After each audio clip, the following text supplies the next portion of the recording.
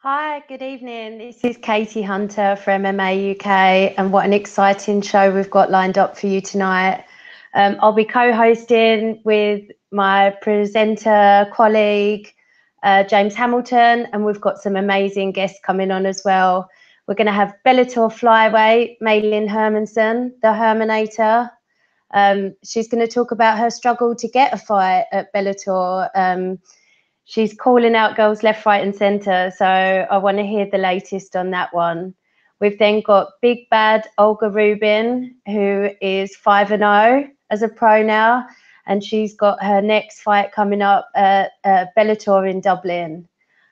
We've got 4 other guys fighting on Bellator Newcastle card.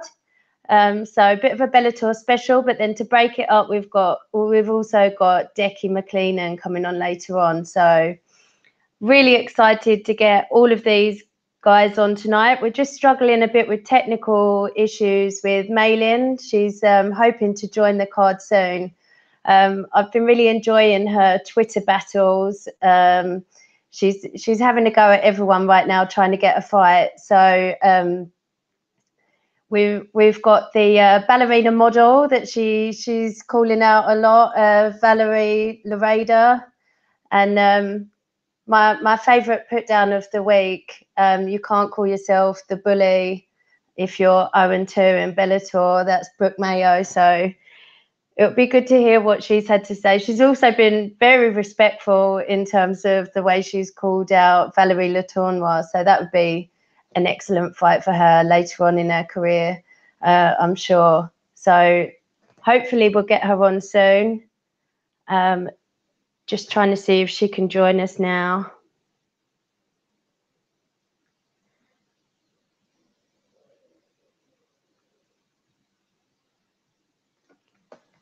Okay.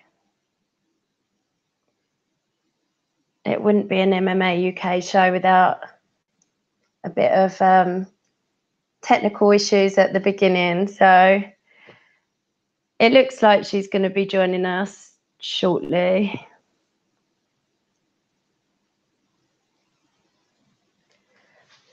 So Decky Mcaleenan, who's coming on later, is fighting at Cage Warriors London. His opponent is one of my teammates at BKK, Steve Amable.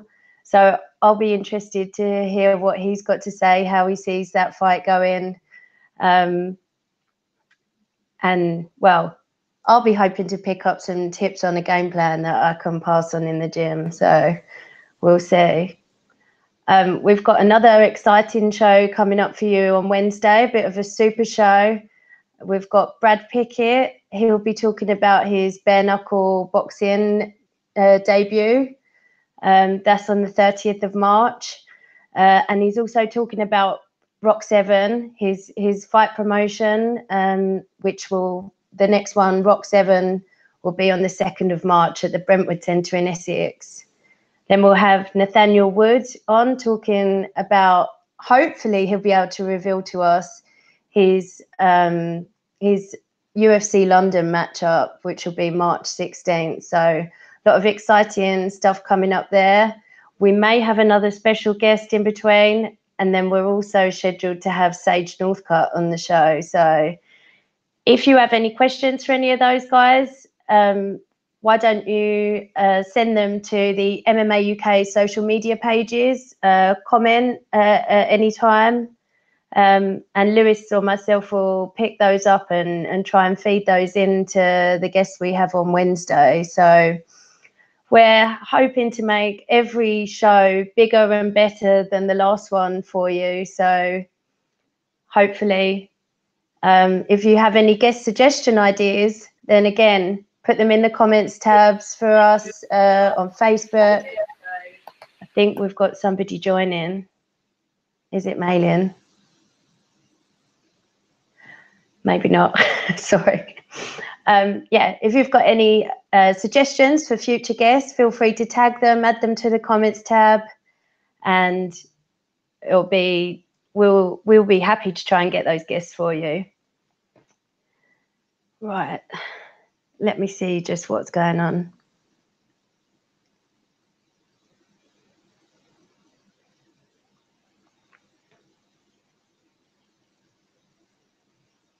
Oh, it looks like Malin's trying to switch phones for us. It's such a shame, as I really want to get her on. She was such a good guest last time. I want to ask her about the development of her vegetable patch. She grows all her own vegetables. So she's a really super healthy eater. I want to hear some tips for New Year. Here Hi. she is right now. Hey, Malin. Hello. Let's see. Fine. You need to turn the phone to landscape. Like this. All right. I can't hear you though. Can you hear me? Yeah, I can hear you. Can you hear me now? 1 minute. I'm just gonna figure out how I'm going to. I can have it like this. Can you hear me? Yep. I can't hear you.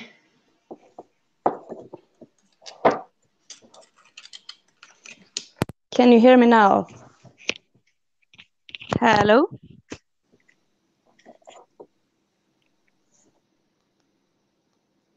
Sorry, guys, just trying to work out these technical issues so we can get her on.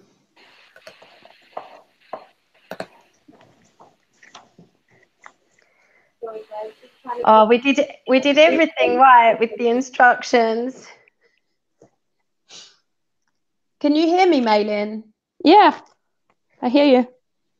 Oh, I can't hear her. Maybe if I...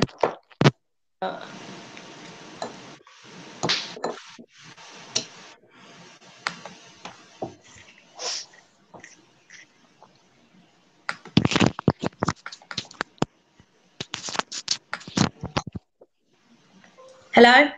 Hello? Hey, I've got you. Hi. Maybe it was my headphones. How are you? I'm good. How are you? I'm really good, thank you. Happy New Year, if we're still saying that. I'm never too sure when you stop saying that. I didn't hear you so good. What did you say? I just said Happy New Year. Oh, gott nytt år. Happy New Year. Thank you. So we're trying to get you a fight, right?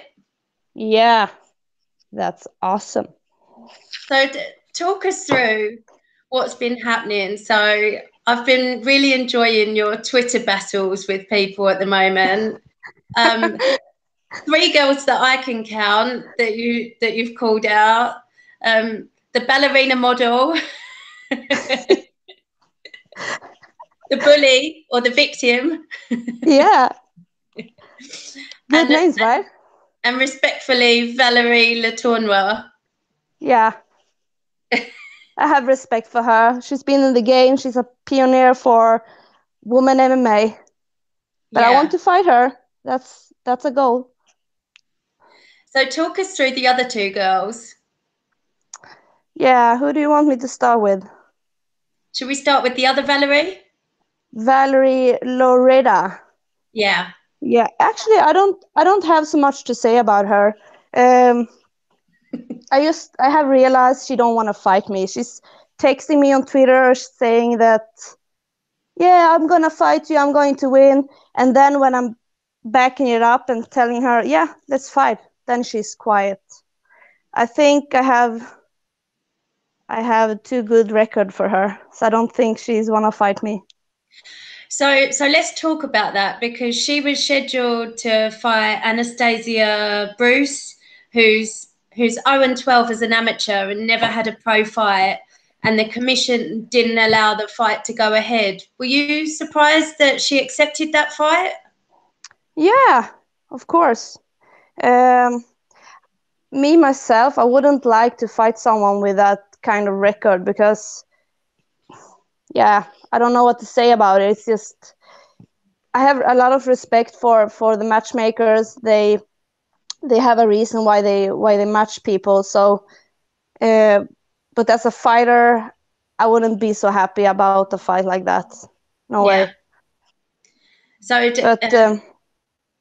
so you it maybe fits her. It maybe fits her.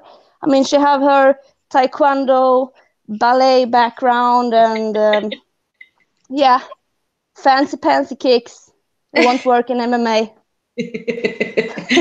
So she actually said that she'd head kick you to the chin and knock you out, didn't she? Yeah. Prove it. Let's prove it. I'm here waiting. And have you spoken to Bellator about her? Actually, no. It's just me been talking on Twitter. So we're going to see what's going to happen. And what about Brooke Mayo? Brooke Mayo, yeah. What can I say about that? Brooke Mayo, if I say like this, she have 2 fights. I have 2 fights. She haven't been fighting in a long time. I haven't been fighting in 9 months. I guess both of us should want to fight, especially me. I thinking if you are signed with one of the biggest organizations in the world in MMA, you should have the ambition to be active. I mean, you don't choose this lifestyle to only fight one time every second year. That's what I'm thinking. But I don't know. I don't know if they have the ambition to be active or to take fights with short notice or to stay active. Yeah. I have, and she's a grappler. I'm a striker. Would be a pretty easy fight for me. So yeah, I would kick her ass. That's the only truth. And Heather Hardy, you spoke about in our last interview, and I see that you've sent her another message. Anything back from her? No, not Nothing yet. At all. Not yet. No, but it's the same. It's the same thing there. We both having the same background, and I think to say what people want to hear. It would be a really interesting boxer against boxer fight, but in my case, it would be a really good opportunity to show some more than only boxing. Yeah. So that would be a smart fight for me, really. And how frustrating is it for you to just not be able to get any girls who want to fight you? You obviously signed for Bellator some months ago now, and I see you've been in the gym all over Christmas. You know, you're always working hard. You know, where does this leave you? Are you going to have a meeting with Bellator? Of course, it's frustrating, and this is the first time in 10 years it's been so long between fights. So it's a really hard feeling, but at the same time, if I have to take something positive of it, it's during this time I have been really developed some of my techniques and skills even more to make a better version of myself. And the thing is, I know the Samuels and Bellator, they have been working really hard to find me an opponent, and they still are. So yeah, I really hope they're going to find someone who's saying yes and don't come in with lame excuses, because I heard so many lame excuses during the latest time. So I'm getting tired of it. They have to step it up. Stop calling themselves fighters. If they're not going to take the fights, they can be Instagram fighters, in my opinion. So what excuses have you heard from them? It's been different. Some people are injured, and then we're seeing on social media there was actually a girl who got the offer to fight me, and then she's I'm hurt, and then some weeks later she's going on a training camp in Asia. I mean, you don't saying no to one of the biggest organizations in MMA. That's not smart. Seriously, it's not a good choice. I saw that on your Twitter as well, actually. Yeah, but I think it's about how people are. I'm not that kind of person who's not into, what is it called in English? I can take fight on short notice, and I I'm okay to not be comfy all the time. Yeah. That's why I have, during these 9 months, I think I have been off training for maximum 4 days in a row. And that was only because my trainers told me that you need some time off, because I was a little tired in the body. And yeah, so I took 4 days. That's the longest time I have been off training. Yeah. So, yeah. Well, you look in fantastic shape. You obviously didn't overindulge at Christmas like I did. Tell us that. Tell us how your vegetable patch is coming on. Let's have an update on that. Yeah, I'm really wondering what the neighbors think, because right now we're having a garden house, a small garden house inside, and it's standing beside my window, and it's red light in it. So when you're going outside my window, it's the whole room is red. It So looks like you're buying cannabis. Yeah, something like that. So what have you got in there? Actually, I have some English artichoke. Oh, wow. Yeah, I have some, let's see, onion, squash, and cauliflower. How big is this garden in your window? I can't show you because I have laundry in there. It doesn't look good. Yeah, but it's growing bigger and bigger. And the thing is, it's not like I'm going plus. Do you say that in English? Yeah. Because it's pretty expensive to buy all of this, and yeah, but it's fun. It's really relaxing, and it's a good combination with training. Yeah. So what do you plant it in? Is it in like a bin or?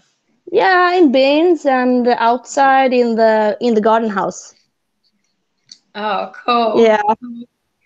And one question I forgot to ask you last time when you were on, which I've started asking all the female fighters just for myself, was about what you do with your hair in training, because mine's getting ripped out all over the place. Yeah. I remember we talked about that the last time, and actually right now my hair is a mess. It's so short in the neck. It's like this That's short. like mine. I've got these weird little bits. People say do like the champion, shave it off like Rose. But nah, my mother would start cry if I cut my hair off. So I'm keeping it for her. Nah, I like to have my hair. I'm going to keep it. So what do? Do you plait it or put it on the top of your head? Yeah, just doing like this, and then I have like I don't know what you call it in English, but it's like a hat, but on a bandana. Oh yeah. Yeah, but it doesn't help so much. So sometimes I stop in the rounds, like, oh, sorry, I just need to fix the hair. And what do you do on fight day? Do you have it braided specially then? Yeah, actually, I'm going to African Saloon. She's making the best braids ever. Wow. Yeah, it's really painful. Oof. So but she's fast. Right? Yeah, because I have a lot of hair, but she's doing it in like 40 minutes. So. God, that is fast. Yeah. So one other question that I've got for female guests at the moment. You know Jessica Rose Clark, the UFC flyweight? Yeah. She posted saying that she might make an Instagram account of all the strange DMs that fighters get. So all the strange direct messages that fans send them. And she wants people to contribute. I was going to ask you if you've ever had any strange ones. Yeah. Oh, let's see.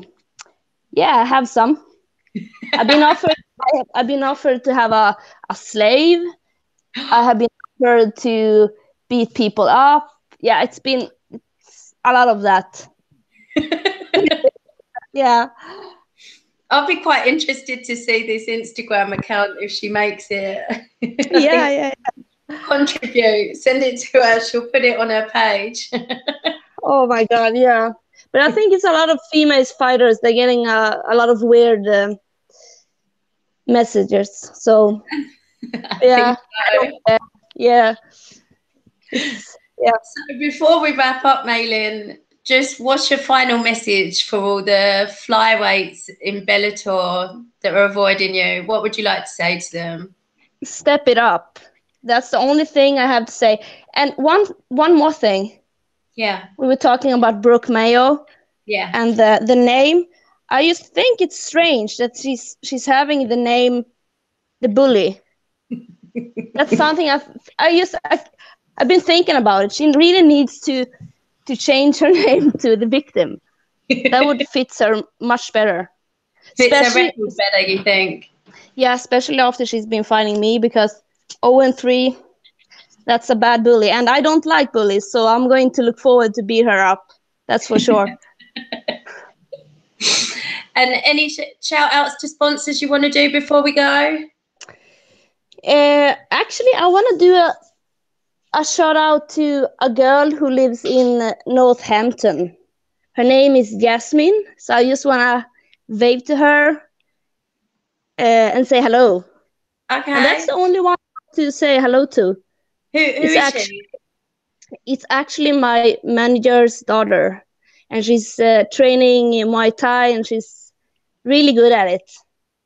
Oh, yeah. Shout out to her then. Yeah. So I'm waving to her. Hi, Yasmin. Hope training is going good. Well, good luck to you, Malin. I really hope that you get a fight soon. We'd love to have you back on to talk about it when you have. They can't avoid you forever. So Scott Coker, get this lady a fight. She's been itching to get back in the cage. I really think they want to give me a fight now, because I think the phone's ringing every morning when they turn it on, like Herminator, Twitter Herminator, all the time. So yeah, I think they want to give me a fight yesterday. Don't need to hear my Twitter. Even just to shut you up, yeah? Yeah. Come on, girls, step it up. Give this girl a fight. Yeah. Thank you so much, Malin. I'll speak to you soon. Yeah. See ya. Bye. Bye. Right. So we're just trying to get Olga on now. She is just trying to make it work. So Olga is fighting at Bellator in Dublin, and she's fighting Sinead Kavanagh. Let me just try and get her on.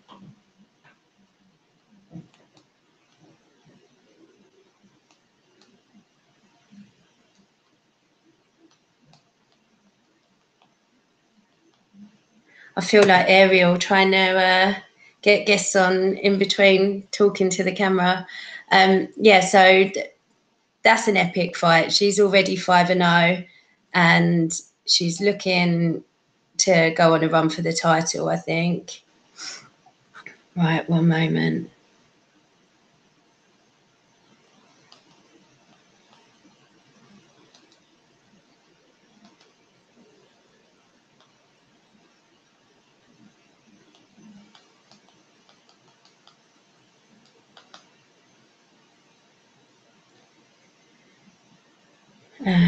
Sorry, everyone.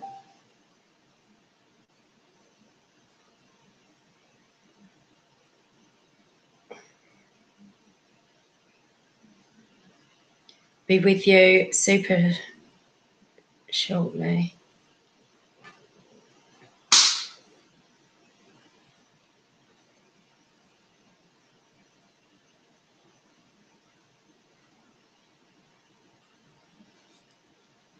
The joys of technology.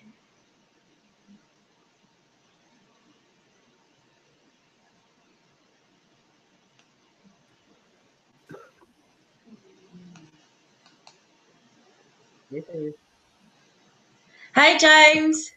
That was quite creepy to be entered there. Thank you for saving me. All good, all good. I'm just trying to add Olga in at the moment. But but we've just had Malin on. Malin's desperate for a fight at Bellator in the flyweight division. She's called out the whole division, and nobody's getting back to her. So. Yeah, I actually managed to catch some of that one. Sorry, don't mind me. I'm just trying to switch my camera to a better one. Yeah, so Olga's hopefully joining us soon, but she's having a bit of a problem with the link. Why don't you tell us about some of the guests that you've got on later? So first up we have Decky Mcaleenan. Decky trains out of Team Torres over in Ireland, and he will be debuting on the Cage Warriors London card. And Decky's fighting someone you're pretty familiar with, Steve Amiable. I'll just run through. They're kind of split up, but we've got 3 guests that all train out the same gym. So we've got Kieran. Wait a minute. I thought we had somebody coming in there. We have Kieran Lister, Justin Burlinson, and Luke Westwood. So they'll all be joining as well. They're all debuting in Bellator Newcastle. And the other guest we've got coming on is Micky Doran. Micky Doran trains out of IFS, and Micky is debuting on the Bellator Ireland card. So, yep, fun time. That's the same card that Olga's on. Yeah. Right? Yeah. So we're hoping to get Sinead Kavanagh on at some point in the future as well, I think. So we've got quite a mix tonight. We've got Cage Warriors debut, and then obviously a lot of Bellator, a lot of debuts in Bellator as well, especially for my guests. So yeah, fun times, a lot of good things happening. Can you still hear me now? I've got my headphones in. They weren't working earlier. Yeah, I can hear you fine, yeah. Okay. Hopefully that will sort out the echo. So while we've not got any guests on, let's talk some fights. TJ's fighting soon against Henry Cejudo. Have you seen the pictures of them both? Yeah. What did you think? What did you think of how TJ looked? I mean, don't get me wrong, he looks absolutely ripped, but it's like, it looks like he's got no body fat at all on him. He looks absolutely gone, and it was still, the picture I saw was, I think it was last weekend, so it was still quite a way out from the fight. Yeah, and the verse of that, don't get me wrong, he looks in great shape, but you just wonder when you see them with such low body fat percentage, which I'm assuming it must be super, super low, how it will affect his performance and how he rehydrates and then goes into fight. And Cejudo looks, oh god damn, he looks like a superhero. He really does, doesn't he? Yeah. I mean, I get why TJ is doing it, although it makes no sense because it's a fight for the 125 belt that after that fight won't exist. But I guess that means TJ, if he wins, will forever hold the belt. Yeah, exactly. I think that's why in some ways he's got nothing to lose, because he's still going to be the bantamweight champ, whatever happens. And if he does win, then he gets to be, as you said, he can never be dethroned from the flyweight belt. But yeah. But then obviously TJ's been talking about going up to 145 as well to fight Max Holloway.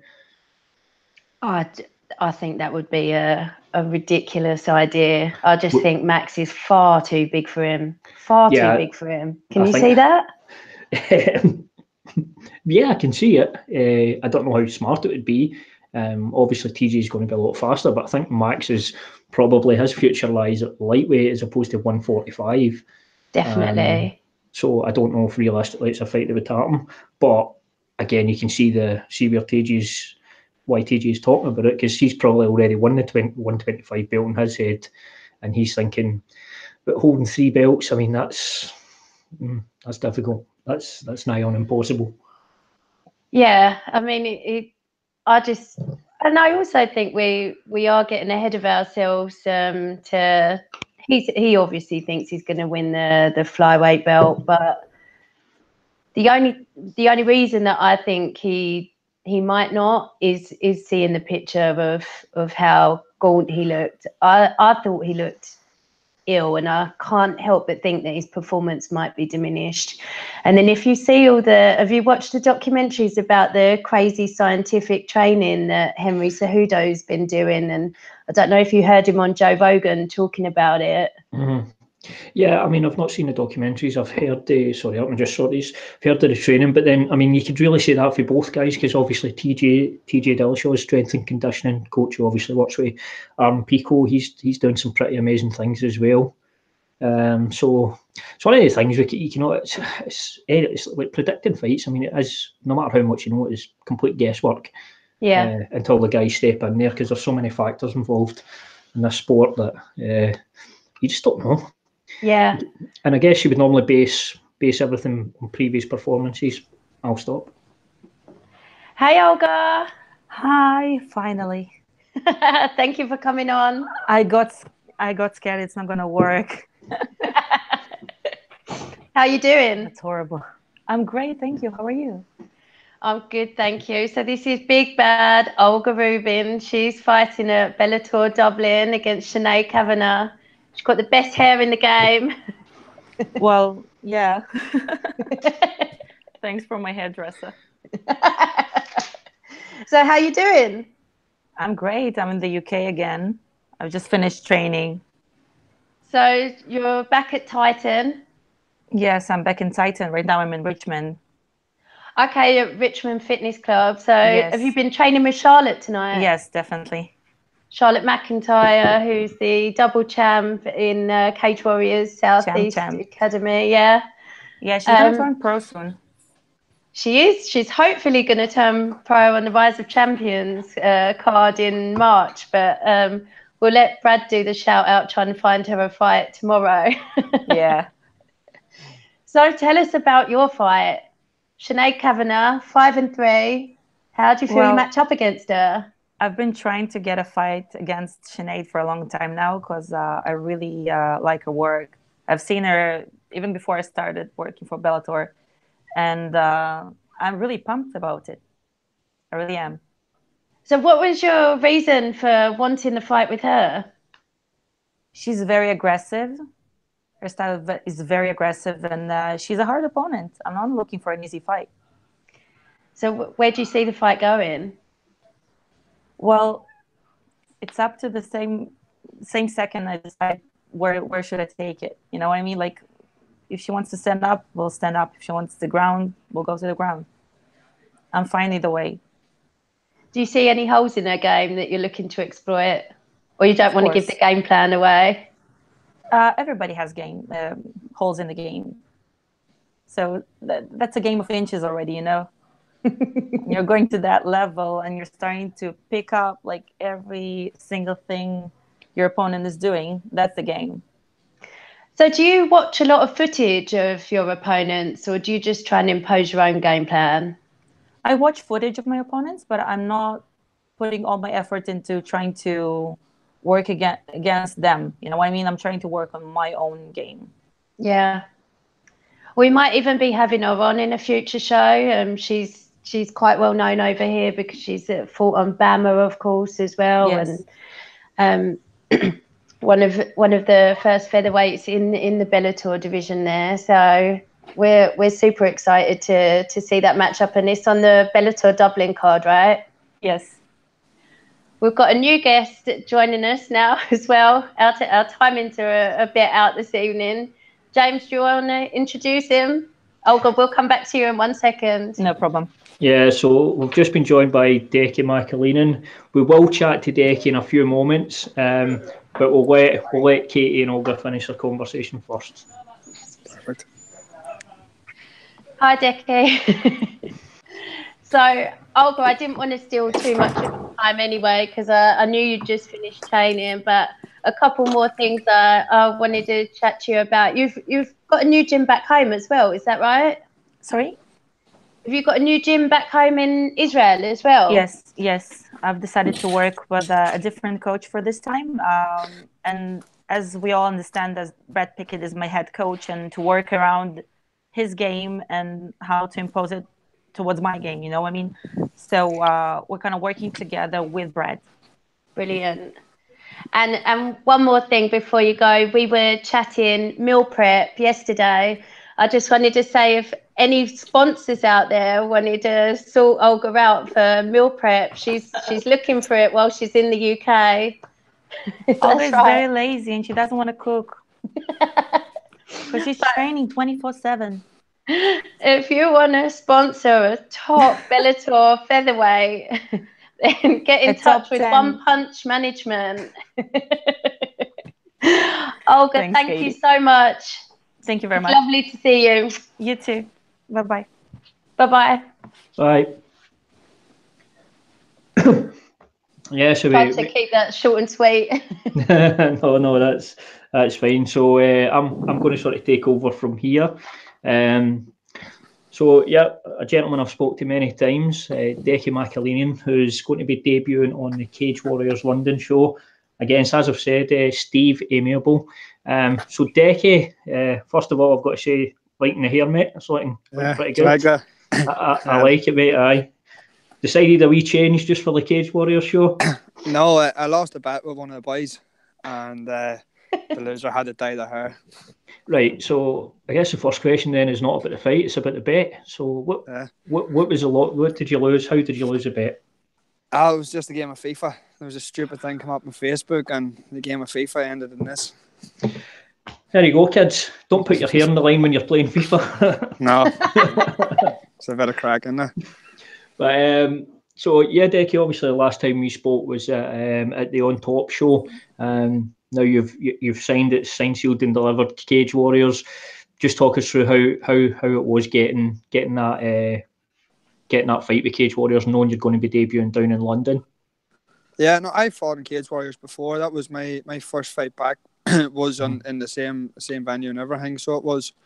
So it's good to get back on a show like Cage Warriors. Mm-hmm. The only problem is I sort of lost a bit of hype the last time. I ended up coming out of the fight injured, and then I had to go away and build my record then because I didn't want to be jumping in last minute taking stupid fights. I spoke with the team and that. I was like offered contracts, but we decided that going sort of it'd be better off if I fight we fight for ourselves. Don't sign to anyone and get as many fights as we can, so that the bigger shows come looking us. And then it worked out that I signed just before Christmas. I was meant to sign with Bama, and it sort of fell through on me.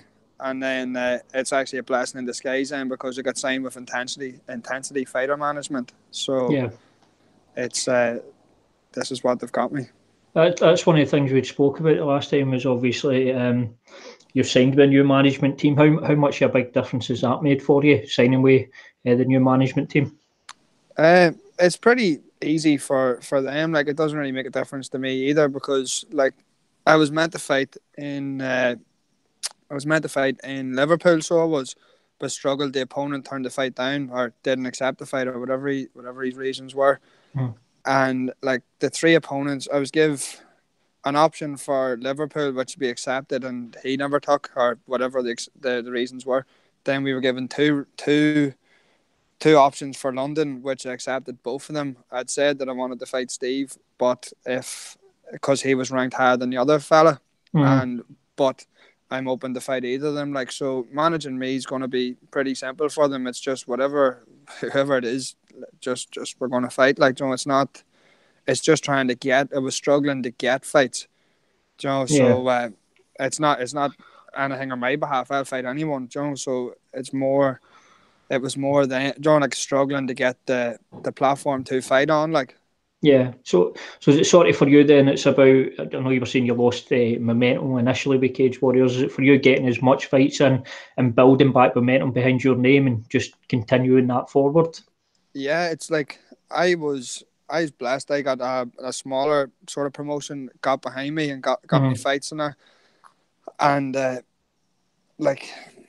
The only thing is, like, I've wins with flying knees and everything, and the recognitions that I should have got if it had been on a different show. Like, it's not as if, like, this fella now, the fella that I knocked out the flying knees, now fighting on Bellator. So it's not that it was some bum on a lower level show. I've never sort of taken easy fights. I've always accepted fair enough, my last fight was against a boy, I think he had like an even record or a negative record, but that fight was taken on two or 3 days notice because it 4 pullouts in the space of a week or 10 days. So that was at that stage, it was in my hometown.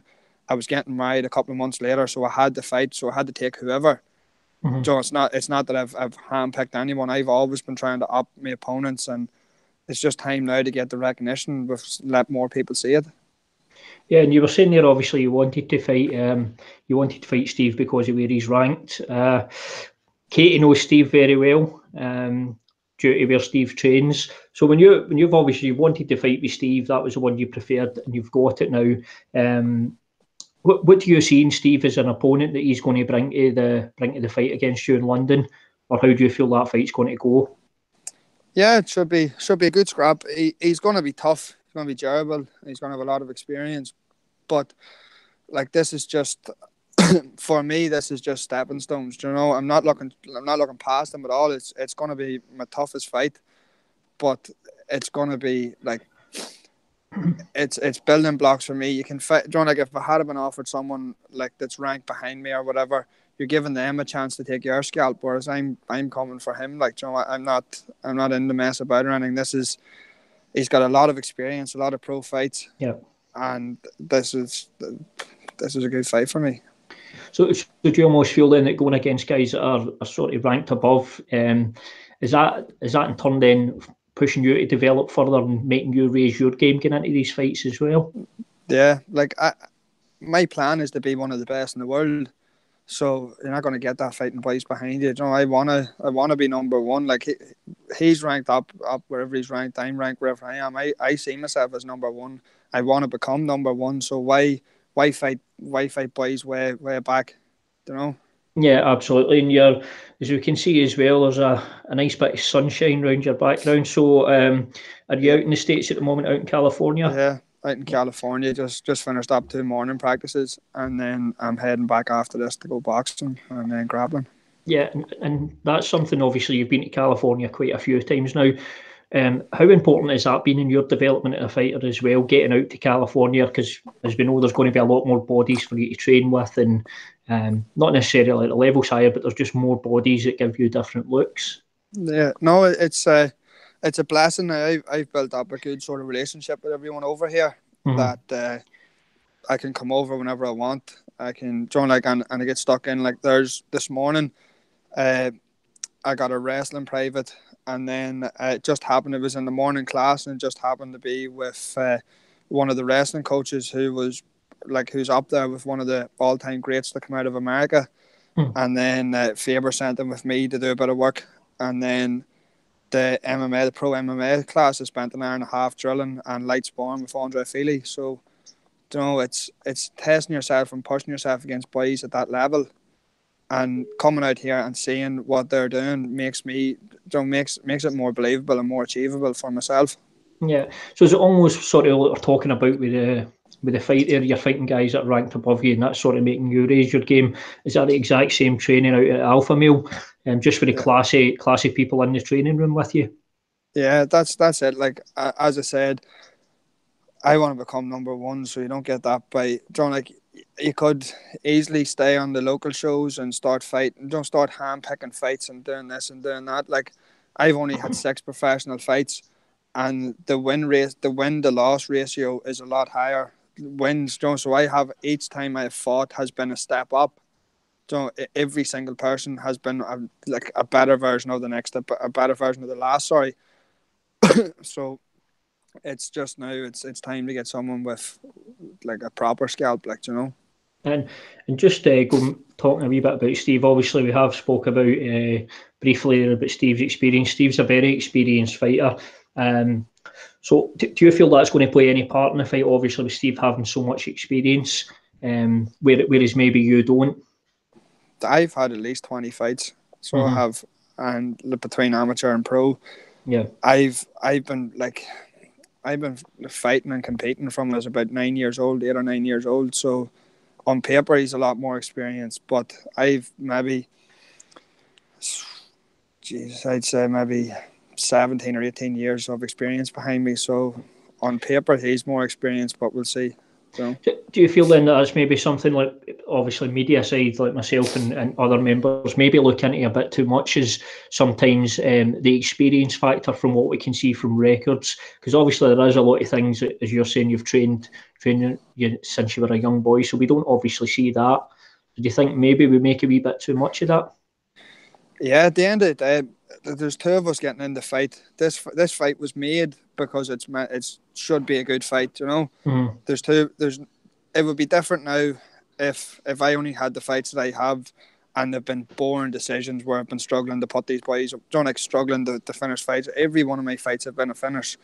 The same, most like throughout my amateur, they were all finishes. Like I believe, not that I'm being cocky or whatever, there's just levels, there's separate levels to this game, and I just believe that I'm on a different level than the people that I'm fighting. Do you think as well that's something that's pushing you along in your career? Because obviously you've got some spectacular finishes on your record. I've seen you fight obviously in person as well, and you're an exciting fighter in there. So do you think your style and obviously your finish rate is something that's helping push you forward in your career as well? Definitely, yeah. The fact of, like, number one, I come to fight. I'm not there for a boring decision. I can put people away, and for a striker, whenever you take me down, I'll continue to strike. I'll now that in the pro game, I'll use my elbows to cut the life out of you, and then they'll work the submissions. Also, I've got for promotions, I've got a massive following. Like the ticket sales is crazy whenever you put me on your show. Like, so it's the three things really that that you want in a fighter, like someone to finish, someone that's exciting, and someone that sells tickets. Yeah, because at the end of the day, you can do all that, and if you don't sell tickets and don't make no one money, no one's going to care, really, are they? Yeah, well, that's one side of the business that I guess not all fighters are totally grasp. Is there is a business aspect to it. Seems like something you understand and you're doing well in. Just to ask you about sort of the future, again, not to look past your opponent Steve Amiable, but when you look at the division in Cage Warriors, do you see yourself holding that belt at some point? Yeah, by the end of the year. End of the year. End of the year, yeah. Yeah, that's it. If bigger things haven't come, because there's been talk of fights over here and stuff, so we'll see what way things go. But if I'm still about the UK and Ireland and Europe, I want that belt by the end of the year. Perfect. And just before we let you go, Decky, can we get a prediction out of you for the fight? Do you feel this is going to be a quick night, or how do you see the fight going? Yeah, I'm coming to finish him. So with his experience, we'll give him to the second round. Second round. Perfect. Ooh, fight and talk. That's it. Yeah, absolutely is. It's one I'll be looking forward to anyway. I'll always like to watch Decky fight. That's not me being any disrespect to Steve or anyone. The fight could change. Whoever we're fighting, I'm coming to put away. So do you just feel then, I'll throw one more in there before we let you go, that 2019, is this going to be a big year for you then, Decky? Yeah, bigger than the last one. Perfect, mate. Well, listen, as always, thanks very much for giving us some of your time. Thank you. Thank you, Decky. Enjoy the rest of your time out in California. All the best. See you later. We'll speak to you again soon. Oh, that's going to be a really exciting fight, James. Yeah, absolutely.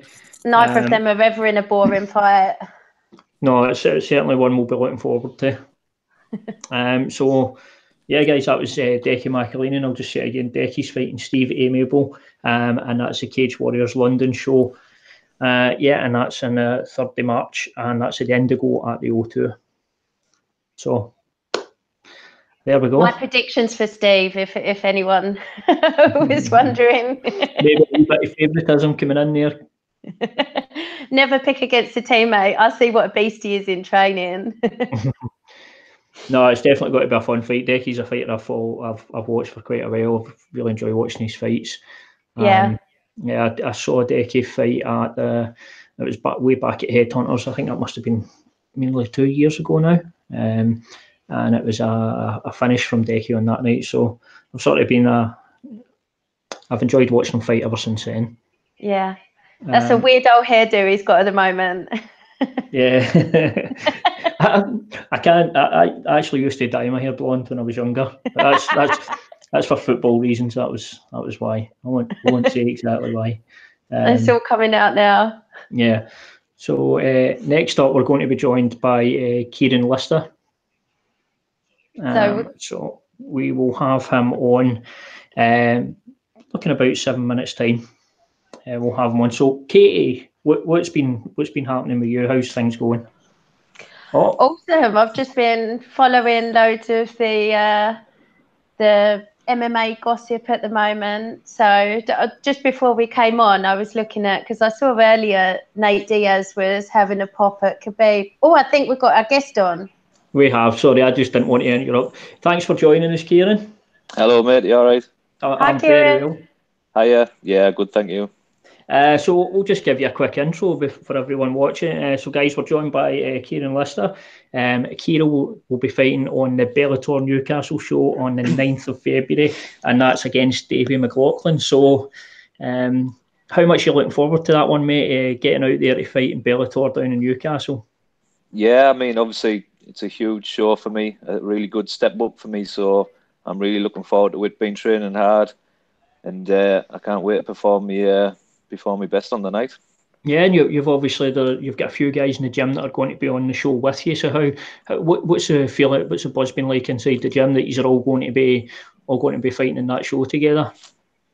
Yeah, it's been great. I mean, it's not just me fighting. We've got Justin Burlinson and Luke Westwood as well. So we're all really good training partners, and we've been pushing each other that extra length in training. So obviously having two other people fighting on the card from the gym, it's definitely a big help.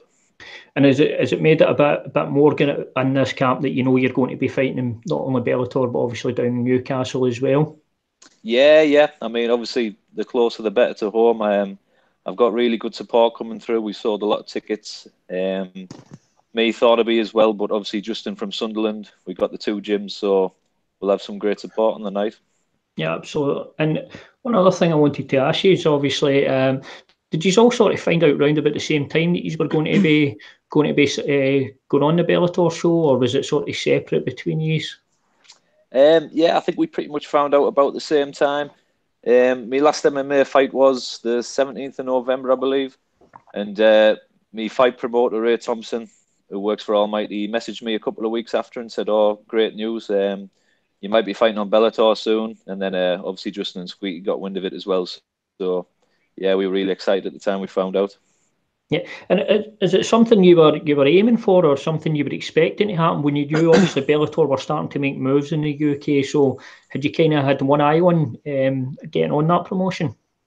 Yeah, I mean, obviously my professional career, I'm only 3-0 at the moment, so it's quite early on. But I wasn't expecting to get on such a big show that quickly. But I mean, obviously, I'm not complaining. You know, it's a great opportunity for me, and yeah, can't wait to get on. Yeah, mate, I had to look at that as well, and you're obviously 3-0, so it is early, but you've had quite a decent length amateur career as well, because you see a lot of guys going pro when they've maybe had 4 or 5 amateur fights. It's not really been the case for you. I don't know if I'm completely accurate on it, but I believe you did around about 14 amateur fights, maybe a bit more. Yeah, I think I've had 15 amateur fights in total, mate. Yeah, obviously, I think it's really good to get a good amateur career before you start stepping up to professional now. Especially in these days, you know, everyone's at a really good level. Everyone's quite well-rounded game. So I had a few losses in my amateur career, but I definitely learned a lot more from them losses than obviously a win. And I think the time I went pro, I think it was the right time for me to step up. Yeah. Do you think then as well, obviously with the amount of amateur fights you had, that sort of, and even in the losses you've had there, that's given you enough experience that going pro is maybe not as much a shock to the system? Yeah, definitely. Like you said, that obviously the more fights you have, the more relaxed you get when it comes to fight day. And I think with me having that amount of amateur fights, I definitely feel like a lot more relaxed now, especially when it comes to me pro fights on fight day. So yeah, I think it was a good move for me, definitely. And we'll talk a wee bit about you're obviously fighting Decky Mcaleenan. He trains out at SBG South Shields. Yeah. So do you know much about Decky? I don't, mate. To be honest, I hadn't heard of him before. Obviously, I got matched up with him, but I had a quick look at him on YouTube, a couple of his fights, and I think he'll be a good test for me. But stylistically, I think we match up well. But I'm confident I can get the win on the night. Yeah, and with regards to preparing for an opponent, do you specifically prepare for an opponent, or do you sort of, a lot of fighters now focus just on themselves? How do you prepare going into a fight? Yeah. Pretty much what you said, mate. I try to focus more on myself now, rather than training for a specific opponent. So we'll have, like, obviously our normal fight camps, what we do all the time, and we train obviously all the backgrounds. So yeah, I just try and focus more on myself than my opponent. I feel that works a lot better for me. And I guess one of the other things, I know we hear it a lot about people debuting in the UFC, potentially some jitters or stuff like that. Do you feel that's something you'll need to worry about at all, walking out there on that show in Newcastle, or do you feel you're completely ready for that when those lights hit you walking out?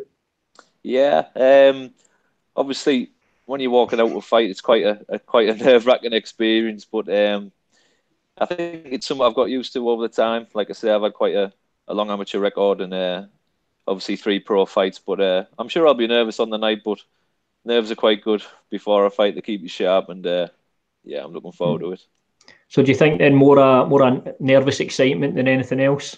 Yeah, I'd say more excited than nervous, but like I say, mate, the nerves are good as well because they keep you sharp and ready. So yeah, perfect. And just to go back onto your training a wee bit, so just tell us a wee bit about when sort of your hard sparring stops in training, and when you start to taper things down. How close to the fight will you do that?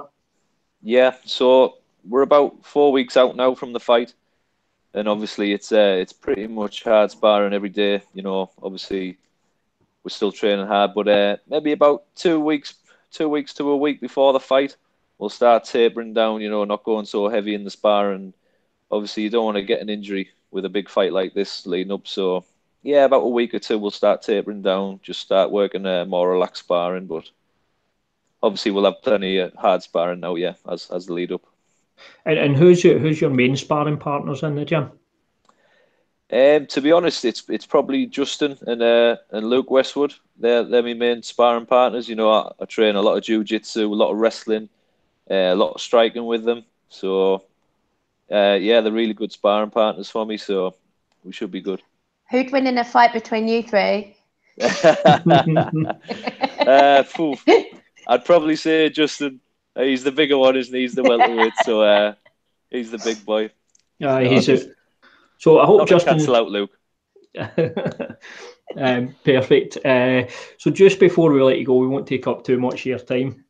If you get anybody you'd like to give a mention to or a shout out to before we get you off? Yeah, I'd just like to say thank you everyone from the dungeon and Ray Thompson from Almighty Fight Management. Shout out to all my sponsors: Gorilla Fightwear, Pitbull West Coast, Eagle Eye Cameras, and I think that's about it. Thank you everyone for the support who's coming through to Bellator. I really appreciate it. Perfect. Thanks very much for your time. Thanks very much. Best of luck in Newcastle on the 9th of February. Cheers, guys. Thank you very much. Thank you, Kieran. Cheers. Bye. So, I wonder what it's like for these guys fighting in their hometown as well. So not just on the Bellator card, but like he sounds like a local lad. Yeah. I mean, it's got to be exciting. Surely, it's a big show. Obviously, the guys are going to be pumped to get in. And it's not just that; it's a home crowd as well. They're going to have a lot of family in that there, which I guess adds its own pressure as well. Obviously, when you done Limp to Warrior, I'm assuming you had family down watching you as well. Yeah, I did.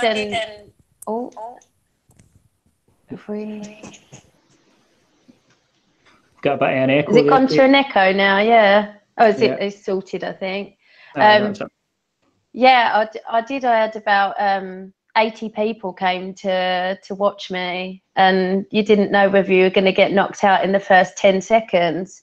I'd obviously never been in a fight before to have any clue how it was going to go, or even if I'd freeze or what have you. But something happened just before the walkout where I just loved every second. So you were loving it then?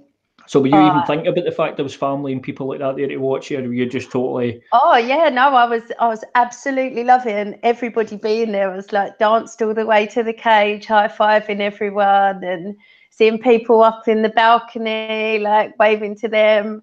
Like it's the weird, it makes for the weirdest photographs because I've just got a massive grin on my face trying to hold my gum shield in. But then again, I guess with that, it's just you're just enjoying the experience, aren't you? I mean, that's what you say, because it's maybe a year or two before that. It's not something you thought you would ever be going to do. Oh, 6 months before that, yeah. Like when it first started, it was literally, read the advert, did the trials, and joined about a week later. So yeah, it was crazy fast. But for me, it's not my career, so there's none of that pressure. If I lost, nobody wants to lose. Nobody wants to lose in front of their family, but it's not like it was gonna, impact my life other than that. These guys obviously, and as he was saying about amateur careers, everyone wants to get a lot of amateur fights under their belt, fighting the best they can, because once they turn pro, they want to keep that record as clean as possible. Yeah, I guess that gives you a real appreciation of sort of what these guys go through, that are potentially fighting. I mean, they're fighting to feed their families, a lot of these guys. So just that pressure alone must be very, very difficult to deal with. I guess that's at least something you didn't have to worry about when you were walking in. No, and especially if they've lost a couple of fights within a promotion, like the fear of getting cut and the pressure of being cut when they walk out for the next fight must be absolutely overwhelming. It's one of those things as well, you see with fighters, they sort of, in some promotions they make, sometimes it's just matchups. You just may get a couple of bad matchups, because matchups can mean everything in MMA. And a couple of bad matchups, and potentially, let's say you're in the UFC, that's your dream to be there, and you get cut, and getting there is difficult, but getting cut and getting back must be, it's extreme. That's far harder. And yes, it's not a sport for the faint-hearted, especially if it's how you choose to feed your family. Brutal, yeah, it can be really brutal. We just had a comment come through on Facebook, James, asking if you'd ever consider doing Wimp to Warrior. No, there's the answer. No interest, none at all. I genuinely, it's no for any other reason than I don't have the time. I just don't have the time. I work long hours, and I don't want to get punched in the face. You don't? No, I definitely don't. I get punched in the face enough when I was younger. I don't need to get punched in the face anymore. I'm happy to pop along to jiu-jitsu every now and again and get embarrassed by women and teenagers. That's about the extent of it. So, no. It's like I don't know why some of the guys at MMA UK have got a fascination with me getting punched off fighters as well. I'd actually I wouldn't mind taking a punch off Malin and Olga just to see just one time, like in the arm or something, just to, I want to know what that power is. It's such a step up from. But here was my point, right? You said obviously Brian Lacey took a punch off Brad Pickett, yeah? Yeah. And you were saying that to me, right? Obviously, Brad, I would not like to take a punch off him, but you were using that to then get me to take a punch off Mark Hunt. No offence, Brad, but fucking Mark Hunt and Brad are totally different animals. Are you saying Mark Hunt would win in a fight against Brad Pickett? No, I'm saying he punches harder than Brad Pickett. A hell of a lot harder. That's what I'm saying. Maybe just a leg kick the next time you interview Mark Hunt then. How about none of the above? Ain't happening. Not a chance. So just for any other MMA UK staff in the future that make any suggestions about me getting hit off a fighter, the answer's no. It's always no. What about rolling with one? So I think we've said that Lewis has to roll with Jack Shaw, and I've offered to ask Corey if she'll roll with me. Bit of jiu-jitsu with one of the Scottish MMA fighters? Probably not, no. No. Fair enough. Because here's exactly why. Because the only reason I would be doing it is for no other reason so Peter Knox and Frankie Anderson could laugh. Fuck that. Don't you want to know how long you could last, James? I know how long I could last. 4 seconds. That's how long I could last. If they're being kind to me. I don't need these questions answered. I already know the answers. Okay, fair enough. So don't get me wrong. When I do try and get to jiu-jitsu when I can, you do sometimes get the opportunity to roll. So I would do it in that situation when I'm over there, but I wouldn't do it with a camera in front of me. So there's no point. Unless someone secretly films me, which I probably shouldn't have said, because I know exactly the guy that'll probably try and do that. Frankie, Peace is suggesting rolling with Beardo. Tell you what, how about a roll with Peter? How's that? Peter, do you want to take him up on this? I'd happily roll with Peter or Frankie, no problem. So before our last guest joined, I was talking about Nate Diaz saying that he wanted to fight Khabib, and then just before we came on air, I was reading that Dana said he actually turned down that fight. Who turned down the fight? Nate against Khabib. I don't know when, because I can't see them offering it to him. Coming off a loss after 2 years out, it just doesn't make sense to me. But sounds like a headline grabber to me. Although it's a horrendous matchup for Nate. I'm sorry, Nate is, as much as I like the guy, he's never going to hold the belt of that division. He's a great fighter and he's fun to watch, given the right matchups. A matchup with Khabib's not fun to watch, not with Nate. I don't think. Nate's got great jiu-jitsu, but I just think Khabib shuts that down, and it makes no sense. It makes absolutely no sense. But then there's that many things happening that make no sense. I mean, Cage Warriors, I believe Dean Truman's fighting Soren Back, who's vacated his belt and dropped down.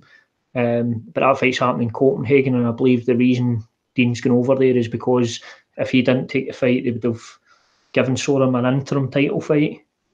Really? Yeah, and then there's now an interim title fight for the welterweight belt between Locomotivo. Lahore and Dalby are fighting for an interim. Why? I don't see the need for that. Fight for a number one spot. I don't get it. I don't know if it's. Who knows? I think they've put this big card in Copenhagen, and now I feel like they have to put some belts on the line there. Does it not just diminish the belts though? And maybe I'm just being I don't know what the word is, but I'm not a fan of the interim belts anyway, and I'm a little bit disappointed to see them come into Cage Warriors. You know, you just never know what they're going to do next, I think, and to hear that Soren Back had to vacate his title to move down to 145. So if he loses this matchup, which he could well do, then he'll have no fights, no belts. Sorry. Well, I thought, maybe I'm off here.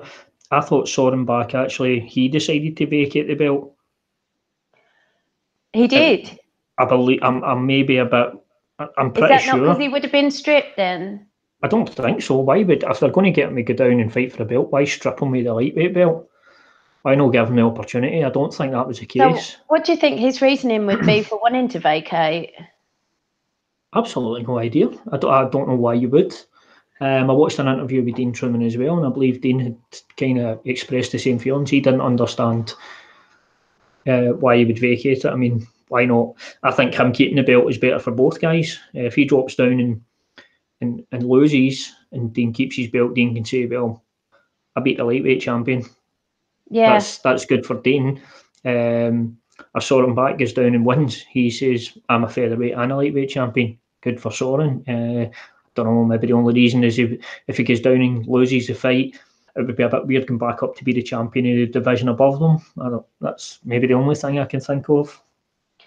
Who do you think they'll get to fight for the 150, the vacant belt at 155? I guess it depends. Obviously, I believe it's Paddy Pimblett not due back in round about April time. Yeah, he's got. He's still got. Has he had the operation on his hand yet? I'm not 100% sure what's happening with that. I don't know if he's had the operation, so I'm not quite sure where Paddy's at. Yeah. I don't know. I just find the whole situation a bit strange. I think he was called out for February, and and he said that he wasn't going to be ready for then. He still hadn't had the op. That was in December, so I don't know if he's managed to have it yet. Who was he called out by? Was that Brendan Loughnane? Yeah. I wish those two would just fight already. I don't know. I don't know if it's quite as simple as that. I think there's probably some contractual issues and stuff with Cage Warrior. So I don't know what will happen there. Who knows? I know Paddy's probably sick about hearing about it. So just to update people, we're not just sitting here hogging all the time. We're just waiting for Micky to come on, and we're just talking nonsense in the meantime. Oh, the UFC card, is it 2:30? Jones and Smith's on it. Yeah. Oh, we have a guest. Well, how's it going? How's it going, Micky? I was looking at the wrong email. so you weren't looking at the email you gave me then, no? I gave you two, and I was like, what the fuck one was he? Has he sent it to me? Oh, I can't even mind now, Micky. My head's scrambled tonight. I've brain fog myself. I just got the head punched me today, like, so a bit of brain fog. I talk about where you're getting your head punched at the moment. So first of all, I think it'll be introductions in order. So we've got Micky Doran joining us. Micky will be debuting on the Bellator show in Ireland, and Micky will be fighting Ian Cleary, pro debut as well. How did this all come about, Micky? When did you find out Bellator was the spot you were going to be getting your next fight? My coach Paul, he was hinting that Bellator's been in touch, but I just thought that he was just saying that to get people training hard over Christmas and all. Like, but no, he was chatting to them, and they offered our club some great fights. Like, so yeah, I just jumped. Like, I could stay amateur for another year, like, but I just jumped at the chance. Like, I'm not going to turn down Bellator Dublin. Like, Bellator, like, imagine fighting like Clan Wars and then just jumping all the smaller kind of shows to Bellator, like. So is it kind of like you almost having to pinch yourself a wee bit? That it's almost like like you say, you've jumped a lot of shows that you would have maybe had to fight on to get to Bellator, but you're right up there in your own. It's fucking mental, like it blows my mind. Like, as you have to pinch yourself every day. Like, I get, like, I'm saying, like, complete beast here at the minute. Like, so it's tough going at the same time. Like, I can't wait for the opportunity, but what I have to put myself through to make a good statement on a show like that is going to be something else, like. And it's obviously it's a massive show, Bellator. What say the second biggest promotion in the world, just outside of the UFC, but they're doing some good things in the UK and Ireland. You're obviously down in Liverpool training at the moment, so as you said there, you're a wee bit foggy. Tell us how that's going, your experience down there. I see. It's different here. Like, last week, I landed here last Monday, and it's 3 times a day. And these boys, this is their life. Like, it's not like they go to a day job and train evenings. They train hard, and they it's tough. It's tough training. Like, there's a couple of boys, I don't even know their names, and they're fucking good, tough, hard spars here. Like, and Mike Grundy, Darren telling them types of lads. Like, Mike Grundy's a fucking animal. Ali McLean there. Ali set it up for me. Thank fuck. Like, he messaged me and set me up a combination. Also, I have to thank Ali for that. Like. But at the same time, I don't want to thank him because shit kicked me. But then I guess it's one of these things that it's training so hard at the moment that almost you kind of think surely the fight won't be as hard as this training. See, I just want to crack a few things. Like, I just put the head down and move forward. Like, I want to come off an angles. I want to wrestle. I want, like, the stuff I want to crack. And these boys here, they're showing me, like, because I can't get away with it here. Like I can't just keep coming forward, these boys here, because they make mincemeat just. But I'm training hard, so the trains are tough. Even at home, they are tough. Like, but I'm gonna train my balls off so I can go flat out for 15 minutes.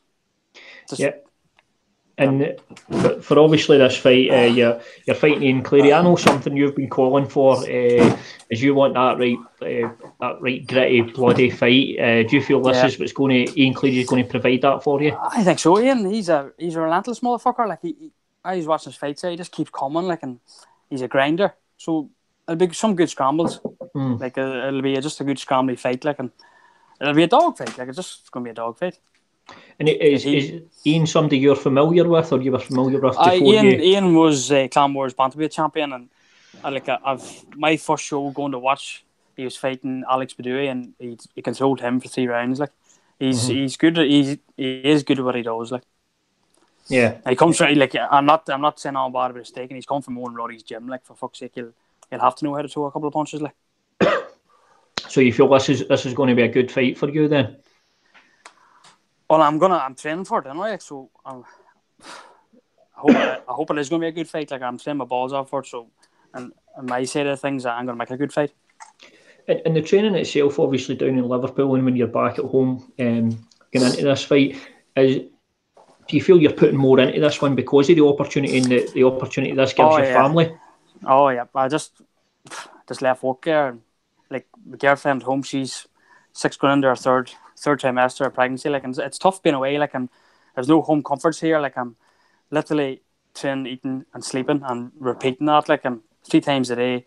And you're getting busted, like, for them three times a day. Like I'm just gonna put my all into it, so I don't have regrets looking back.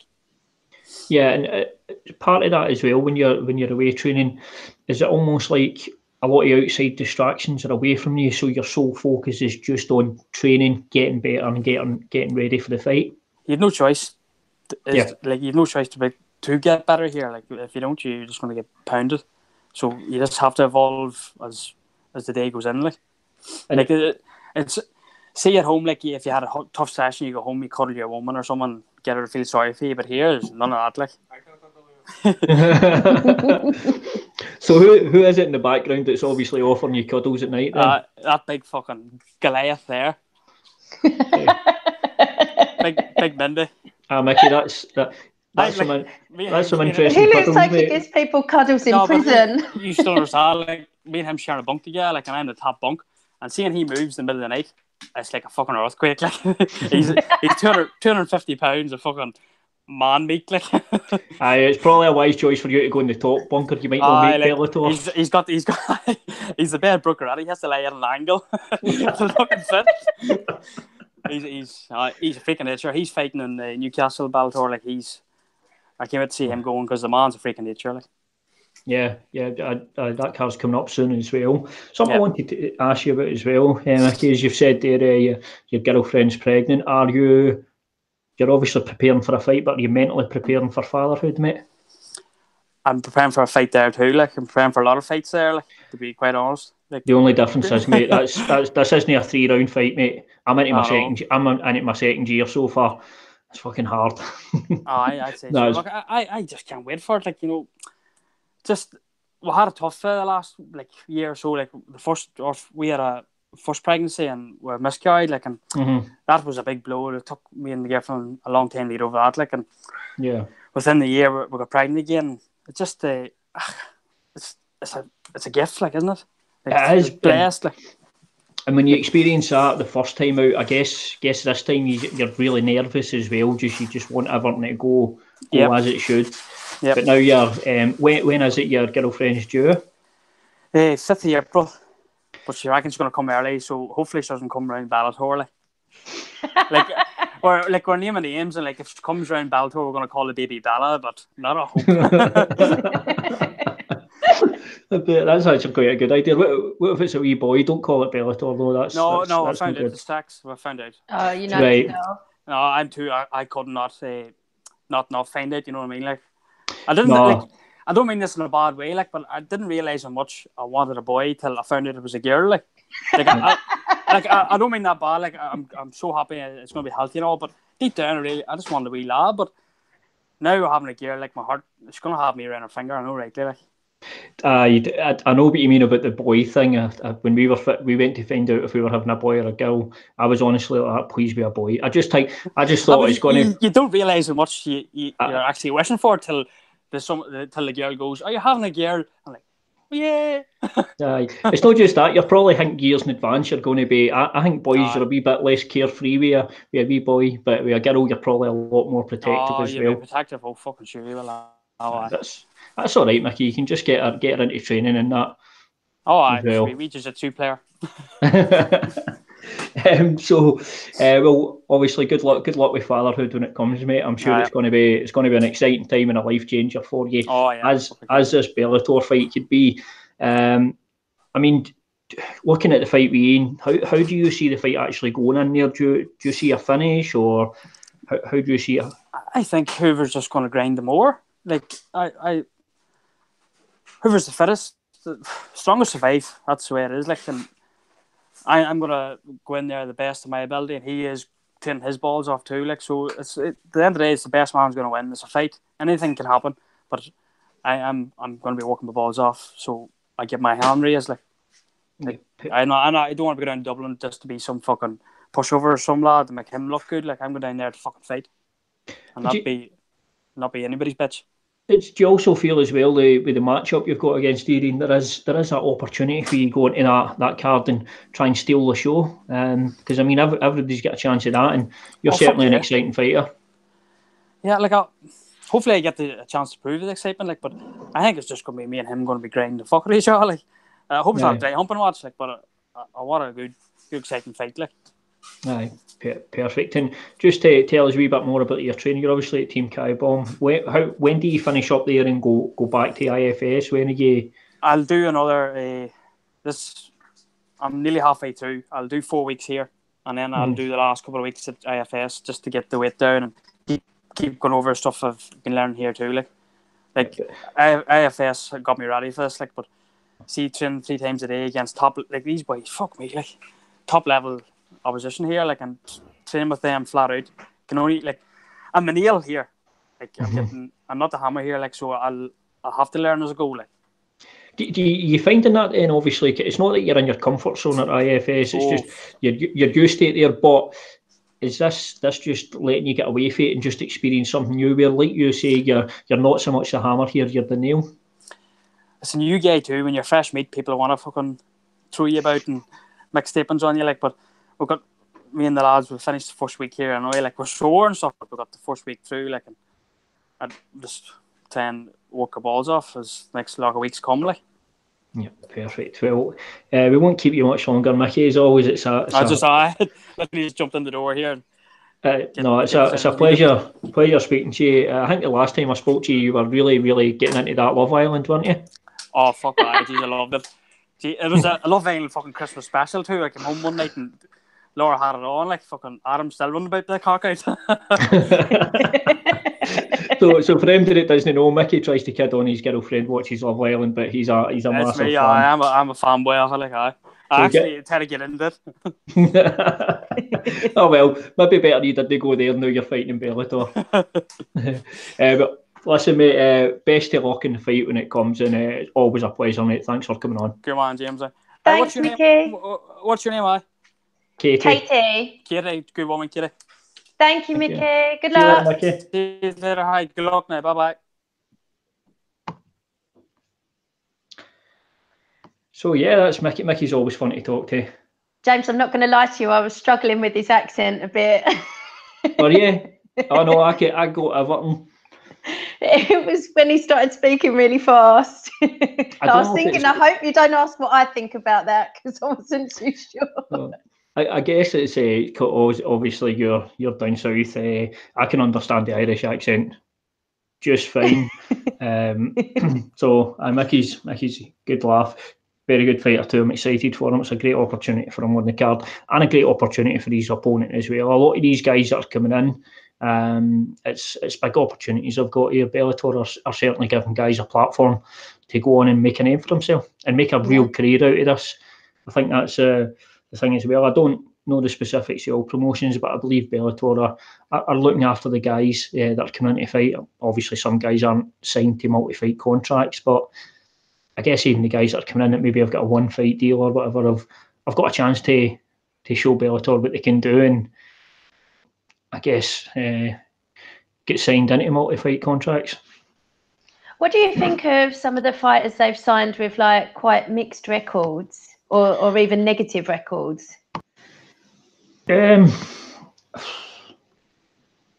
It's probably not the best, but I mean, it happens everywhere, I suppose.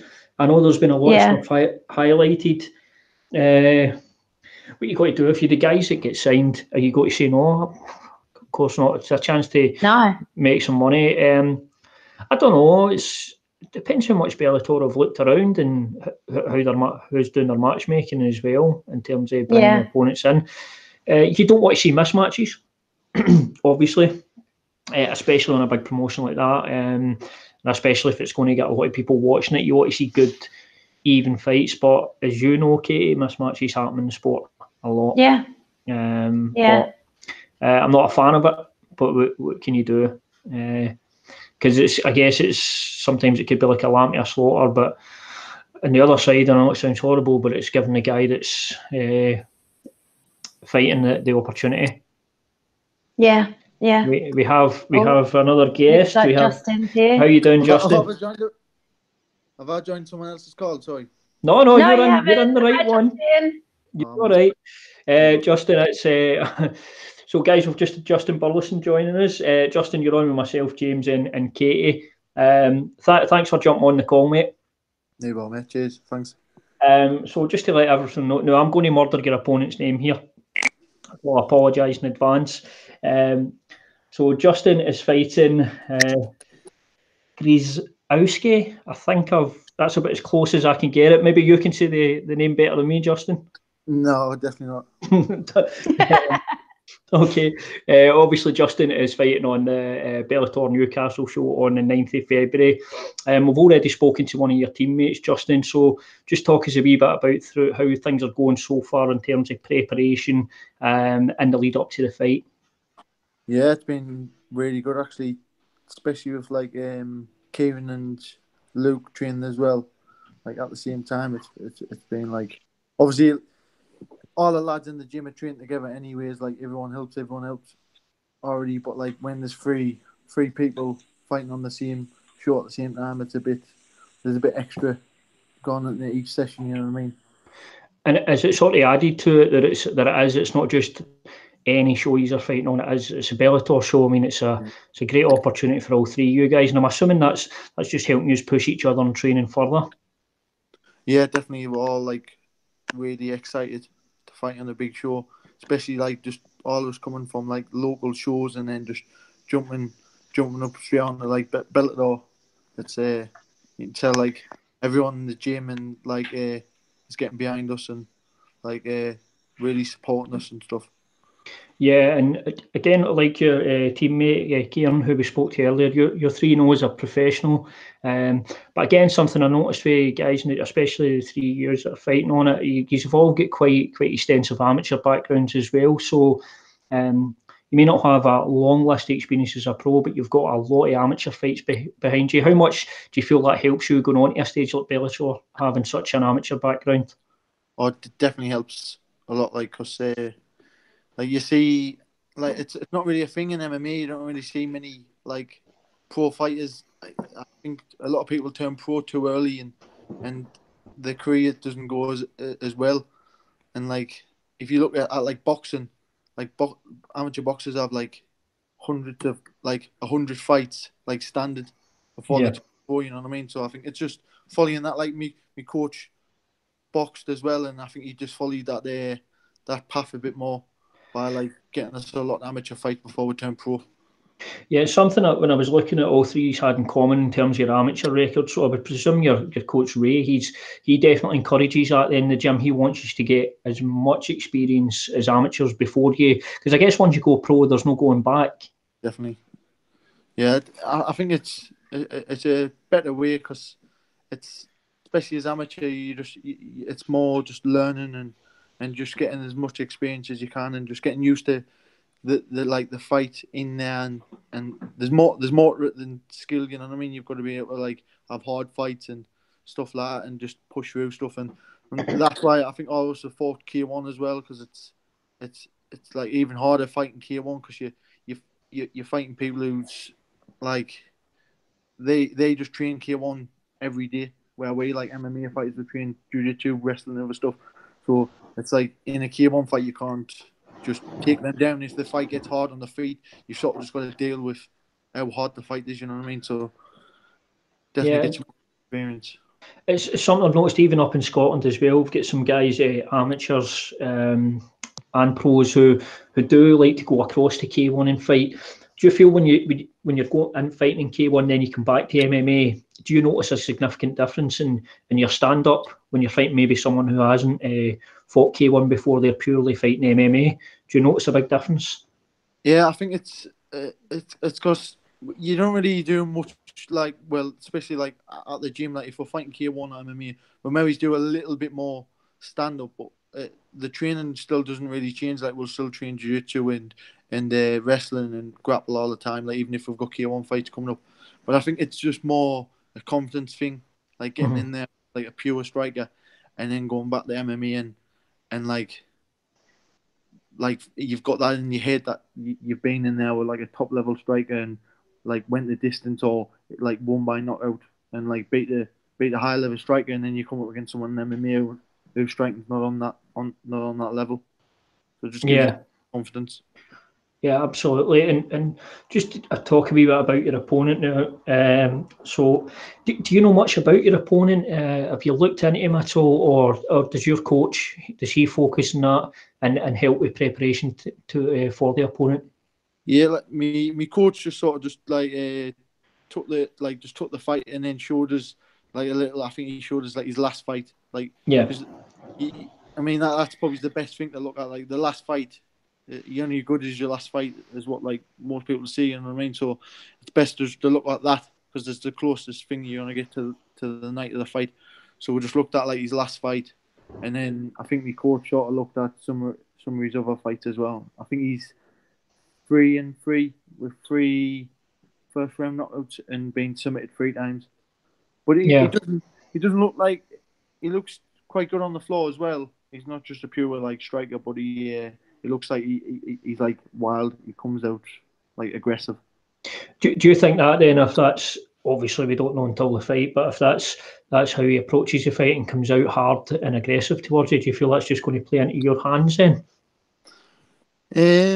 Yeah, definitely. I think any like when I was saying about fighting K1, you know what I mean. You fight people who come at you aggressive and get in your face, and it's not like in K1 I can just shoot in. If he comes out aggressive, you sort of got to just stand there and deal with. Obviously, not saying that I would do that in an MMA fight. Obviously, there's more things to do, like obviously shoot in and tie up and like take it to the ground and stuff like that. But I think either way, if someone wants to stop on the outside or get in my face, like I can sort of handle both. Yeah, and the other thing as well is I asked Kieran. You're obviously, this is a massive show, a massive opportunity for you guys. Do you feel any added pressure going into this fight, as opposed to obviously previous fights in the past? Is that something you're kind of looking forward to, or how are you going to deal with that leading up to the fight? I never really get that nervous like for fights or like even like the first time when I fought on Bama, like maybe when we first turned up at the arena, like and you look about it, it's actually the same place where I'm fighting this time as well. That's the first time I fought on Bama, and like when you walk into like the arena, you can tell it's a lot bigger than just the average like a local show that I fought on before. Like it's a lot more seats in, like the lights are bigger and this like the big screens and stuff like that. So but it's never really affected this. So I think that'll be right. And do you think as well? Obviously, you've had those fights in Bama. Obviously, we know Bama since is having their own issues. But do you feel almost those fights in Bama are preparing you for the fight in Bellator and what to expect when you walk out, the crowd, the lights, everything else like that? Yeah, I think definitely it'll feel like. I remember when I fought the arena last time, like it was, like I remember just like even before the fight or like anyone was there, like when you turn up early for like your medicals and stuff, and I just had to walk about and just like had to just stand by myself and just looked at the cage and stuff like that. And so I've already like been there and like done it once before, so it's in my head. It's only like a different name on the cage. That's all. So yeah, it'll just look the same really. And it's something I'd asked Kieran as well, as regards to the training. So is he your main training partner? And he was also maybe saying that you I think, Katie, what was it, the question you had asked Kieran? I asked who would win in a fight between you and him and Squeaky, who's coming on later. Who do you think he said? Squeaky. No, he said you. He said you. No. He did. He said you. Squeaky's Luke. Do you just call him Squeaky or? But I think we'll call him Squeaky just because you have. I don't know if he'll. I'm sure he won't be offended by that. Is there any? No, I'll not mind. But we've got him coming up. They're just known by Squeaky.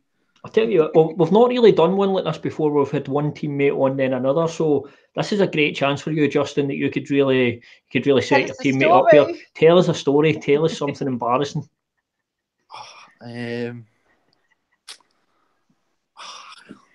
We should have messaged you in advance to give you warning. I definitely would have had a story ready if you messaged it. See, we're gonna.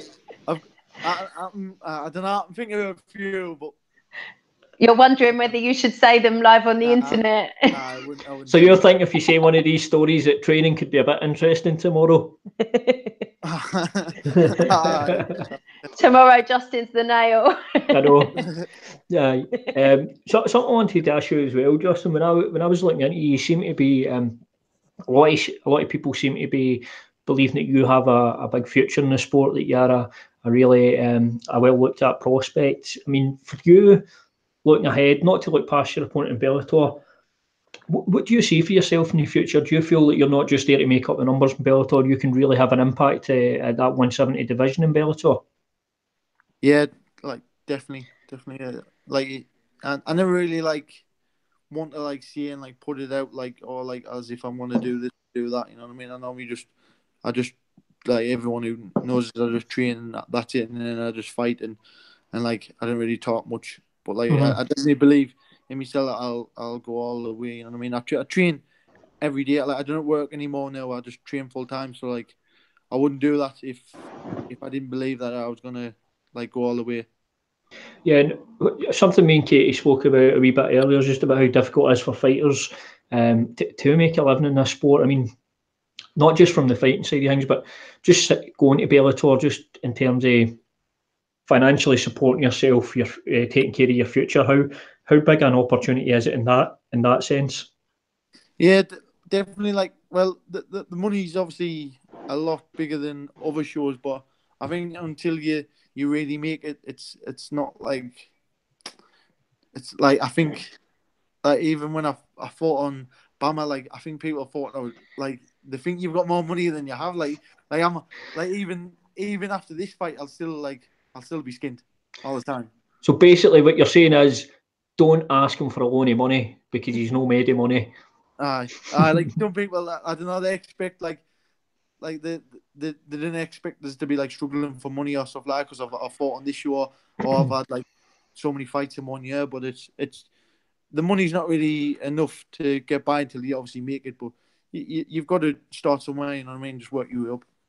Yeah, I think something else a lot of people don't see is it's just you don't get paid a purse and then you keep all that money. There's tax, there's everything else that comes with it.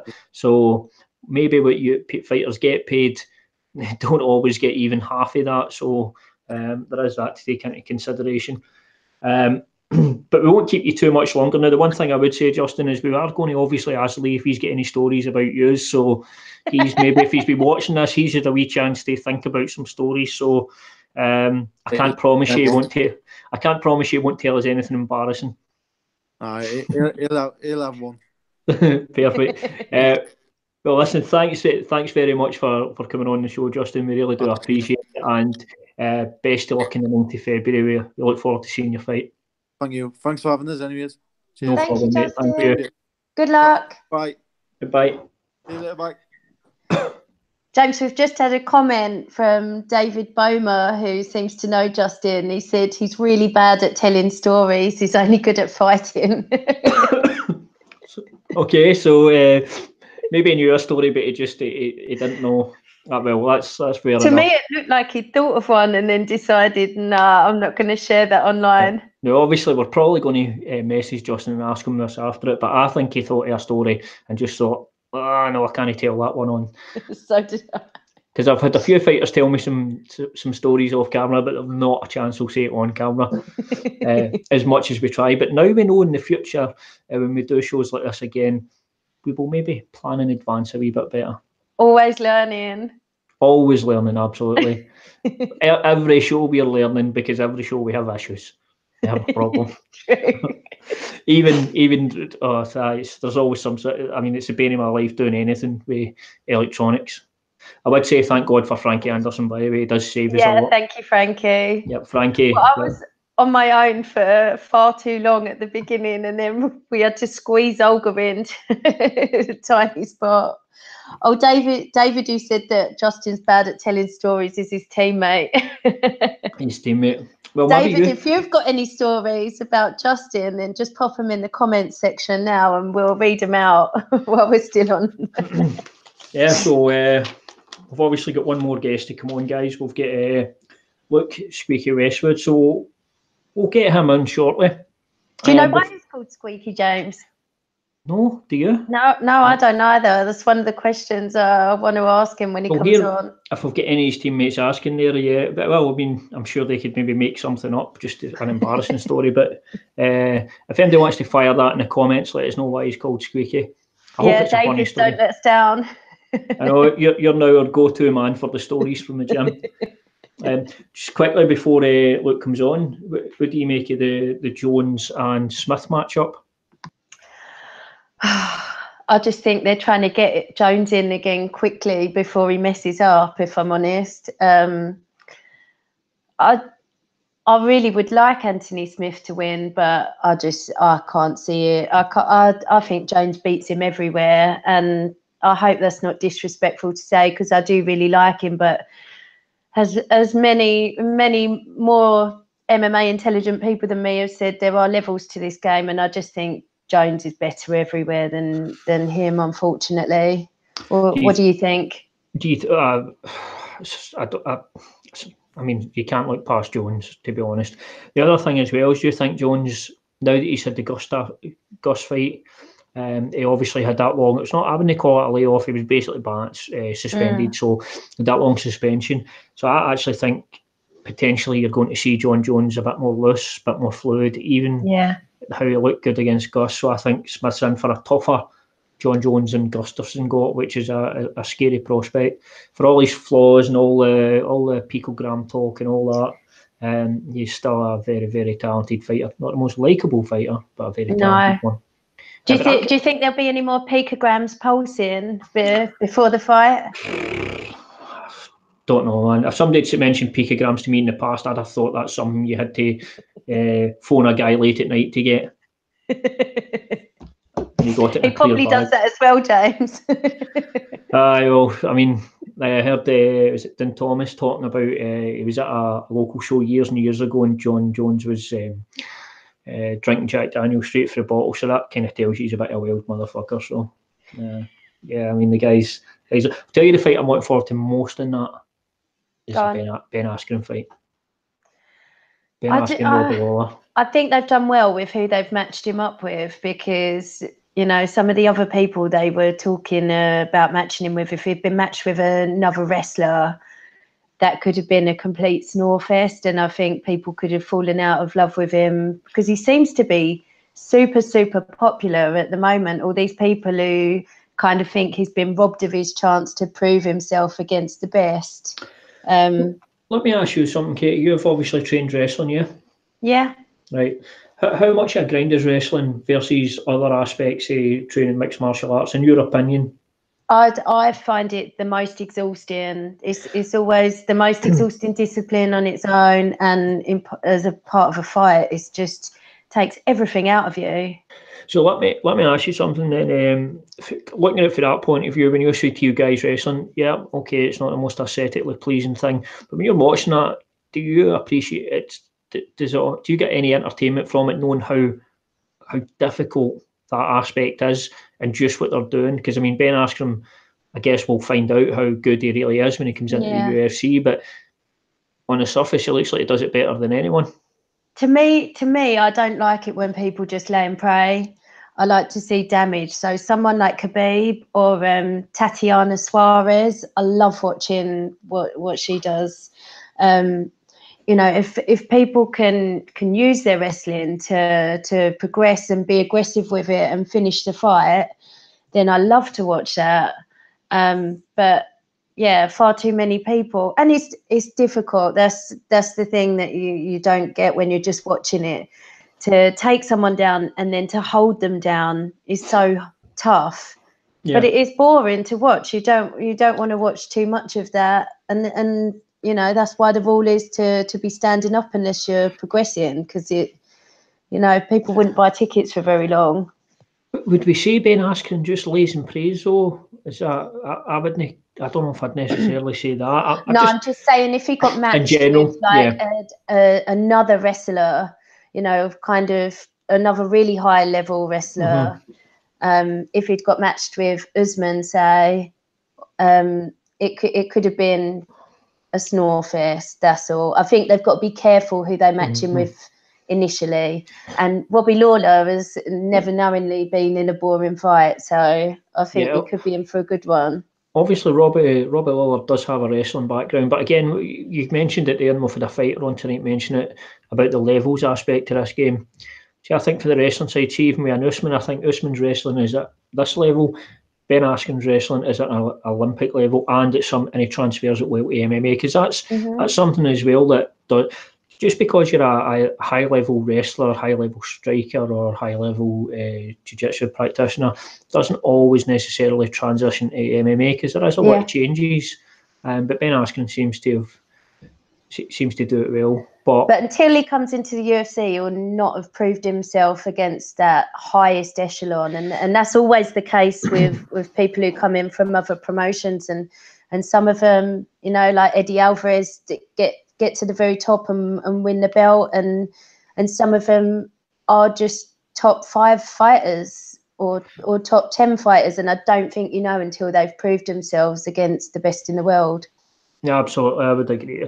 Don't get me wrong, Ben Askren has fought some high-level competition back in Bellator, but I think probably as well the reason Ben's is popular, I think Joe Rogan's played a part in that as well. Definitely. Joe Rogan's obviously one of the most recognisable faces in mixed martial art, and obviously his podcast, and he's definitely been pushing for Ben Askren for a while. Cody Garbrandt on that card as well. Would you make of that fight? He's fighting Munoz. Yeah, it's a tough one, isn't it? He's got to win it. I'm excited to see him fight again against someone, as far as I know, he's got no emotional involvement with.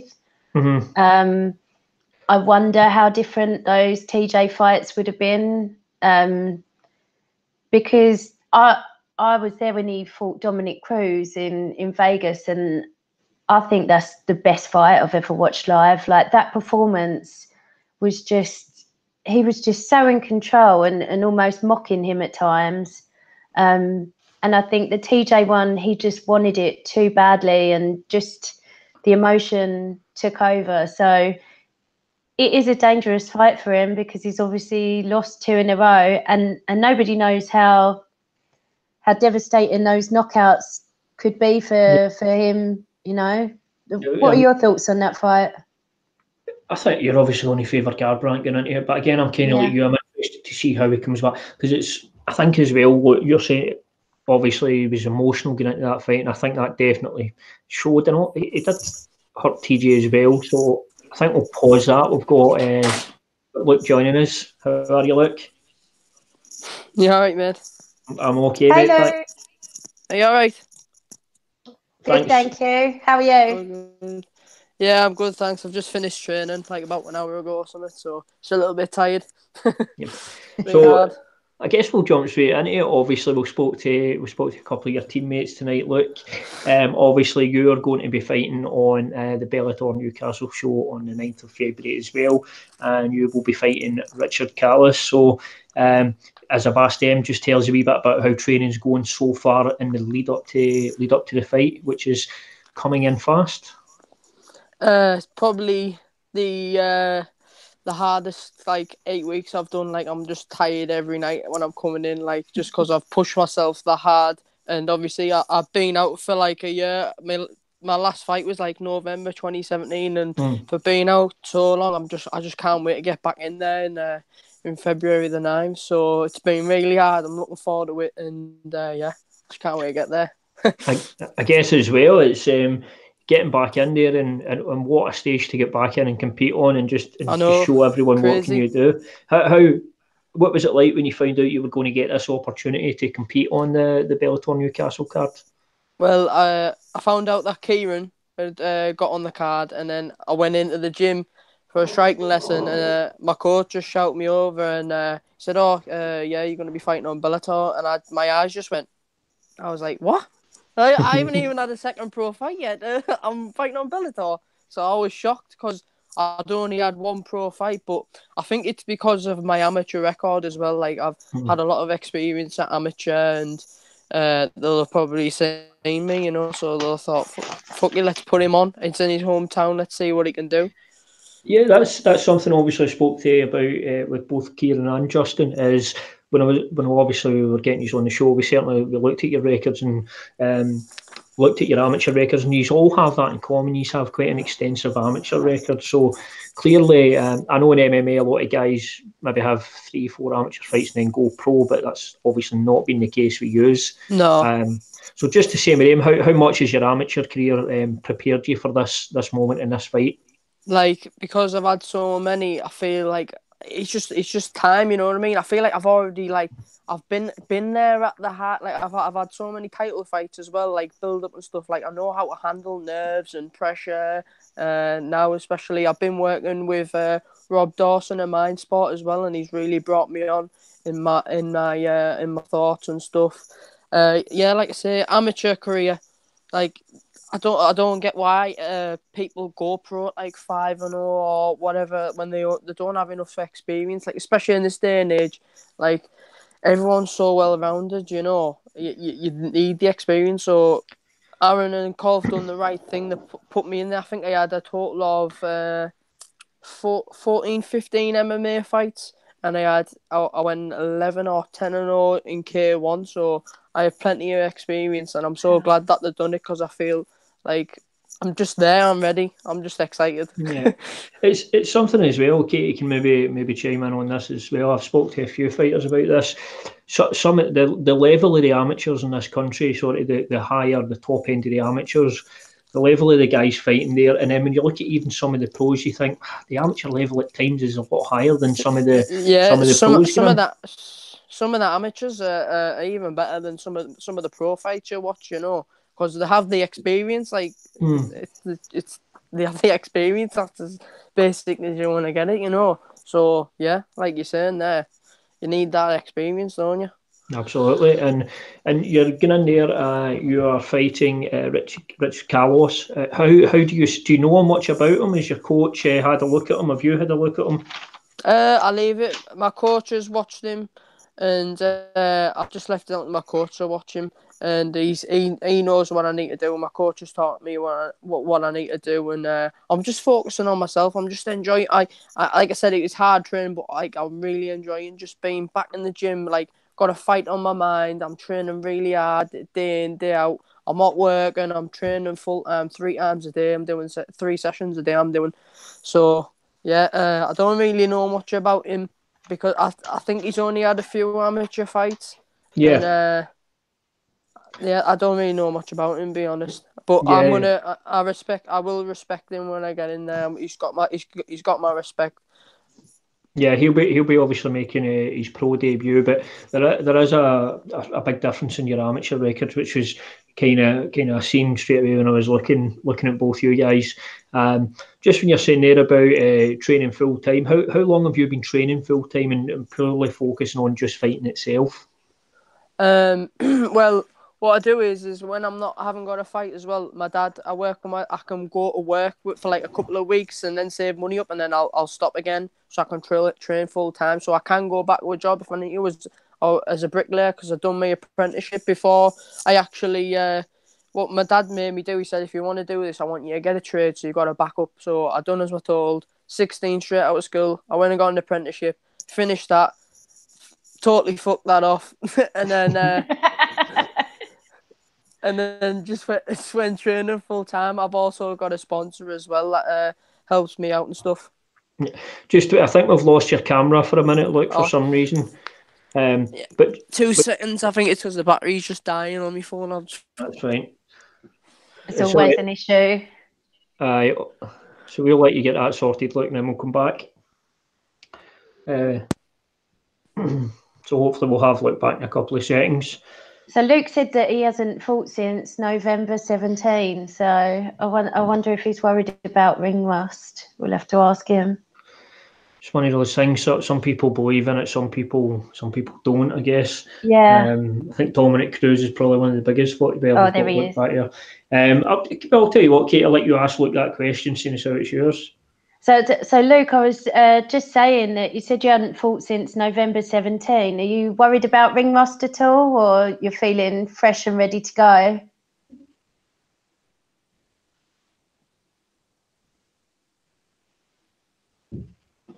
No, we can't hear you, mate. I think he's lost the sound.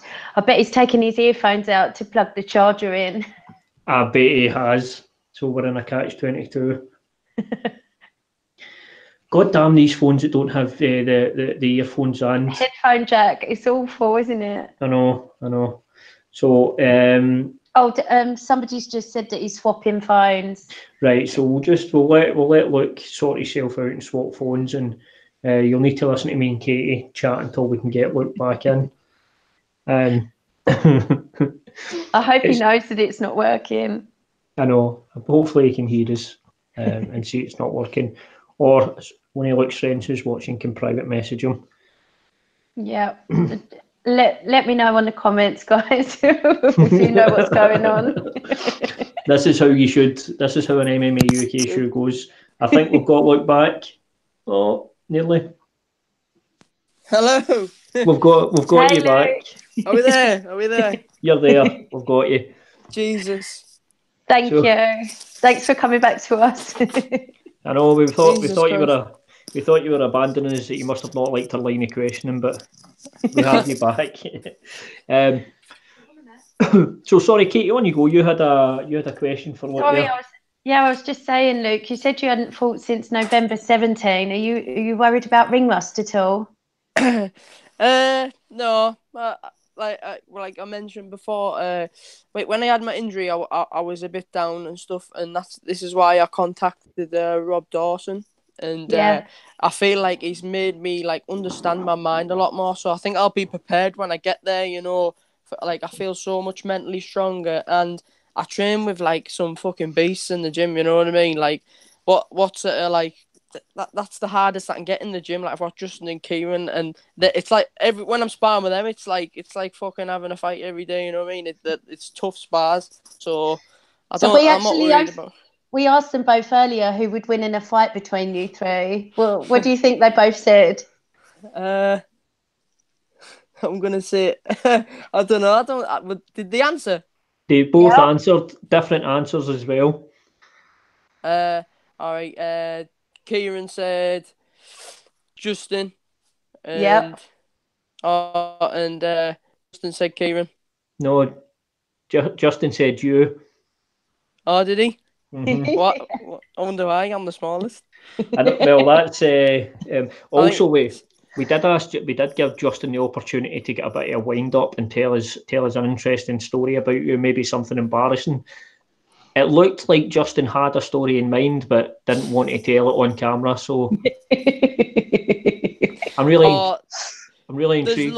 There's loads he's got in his head. He just probably doesn't want to put it out there. I mean, they're not embarrassing stories, but they're like Justin is one of the funniest people that I know. Like as well, him and Davey Boomer was part of our gym. Like you go to the shows, and in the back room, people are looking over at our gym because Justin and Davey are always play fighting. I remember, there's been a couple of shows they're having like play fights and trying to rip each other's boxes and stuff outside the joggers, and people are looking over going, holy fucking shit. Like, they're always playing, like, it's always fucking a right laugh when we all get together before the shows and stuff. So, not really embarrassing, but the stories, like, I don't know, I don't really want to say anything. See, this is the same, James. He's thinking of some. I know, I thought Want to tell him. I thought he was going to give us some comedy gold there for the highlight show, but maybe next time. Look, I just want to jump back and touch on something you'd said about obviously your dad, and just how big a part and how much support does your dad offer you in going forward in your career, and how instrumental has he been in helping you get to where you are? Well, like, he wants to have the best on me, because, like, when he was younger, he didn't really get to have the opportunities. Like, he did the same thing what most men did. Like, he got an apprenticeship, like a bricklayer, and he just went to the pub. And, like, he's not alcoholic or anything, but that's what the bricklayers do, you know what I mean? Like, he didn't really stick into anything sporty-wise, you know, he wasn't, like, he didn't get the opportunity to go to boxing, or MMA or anything like that, you know what I mean? So as I was getting older and I was getting into it, like, he's put everything into it. He travelled me up to Sunderland, where I live. I actually live in Stockton, Teesside, and I travel up to, there's two gyms. I go to Thornaby and I go to Sunderland, and the one in Sunderland actually takes me 45-50 minutes to get there, and he would take me there, like, every week, you know what I mean? Like, week in, week out, till I went and got my driving licence, and I was able to drive up on my own. So my dad's, like, a really big part of, like, where I am today, you know, and he's an inspiration. I want to be a dad like him when I'm old, you know. When I have kids, I want to be exactly like my dad. That's brilliant to hear. I really like that. That's awesome. But I wasn't crying out that there. I was just wiping my face. Just wiping the tears from me. Oh God. But the other thing is, is your dad a fight fan? Does he watch a lot of mixed martial arts at all? Fuck. In UFC every weekend. So as I wake up, he's like, "Oh, did you see this? Did you see the fight? Did you see the fight? Did you see the fight?" I was like, "Give me a fucking chance to wake up." You know what I mean? He's always watching it, and he's always watching stuff. See, when sorry? No, on you go, mate. He's always, like, looking on my fights on my YouTube, or I think he loves when he'll go to the pub on a Saturday. I think he shows all the lads, like, how well I'm doing, or if we're at work or something, he's always trying to sneak it in there. Like, I don't like people knowing that I'm doing this, because I don't want anyone to think I'm, like, fucking prick or anything, you know what I mean? But, like, he's like, "Oh, does this?" And I'm like, "Oh, Dad, shut up, please." And then he's, like, getting YouTube out and go, "Oh, look, he's on here." And I'm like, "Oh, fuck's sake." What was it like? See, when you found out you were going to be on Bellator fighting, what was that like when you told your dad about it? How was your dad? How did he react? He tries to be cool. Like, he was buzzing when I told him, but he tried to act cool about it. And I was like, "Why are you acting? Trying to act cool? You're absolutely loving it." And he's like, "Yeah, I know." He was over the moon. He was buzzing. I think he probably went upstairs and rang his mum and everything. And he's throwing out the UFC t-shirts and getting the Bellator ones on. He actually got a t-shirt with my one of my pictures from my fights on it, saying my name and stuff. So he's a big supporter. Yeah, well, that's good to hear. But I mean, that's awesome that your dad supports you. Another quote, something me and Katie were talking about, obviously a bit about your nickname, Squeaky. Tell us about it. How did that come about? So I joined the gym when I was 12-year-old at Dungeon, and it was just stuff something silly. I was like 12-year-old, and James Brown was talking about Facebook, and I just said, "Oh, Facebook's for, like," I can't even remember, and I said it dead squeaky, and he looked over at me, and the coach, Sean Colfer, he said, "Who's this squeaky fucker here?" And it's just, like, stuck ever since. Like, it's very rare I get called Luke. I mean, the only time I get called Luke is when something's serious, like, "Right, Luke, come here, I need to tell you something serious." But, like, I might as well get Squeaky on my passport now.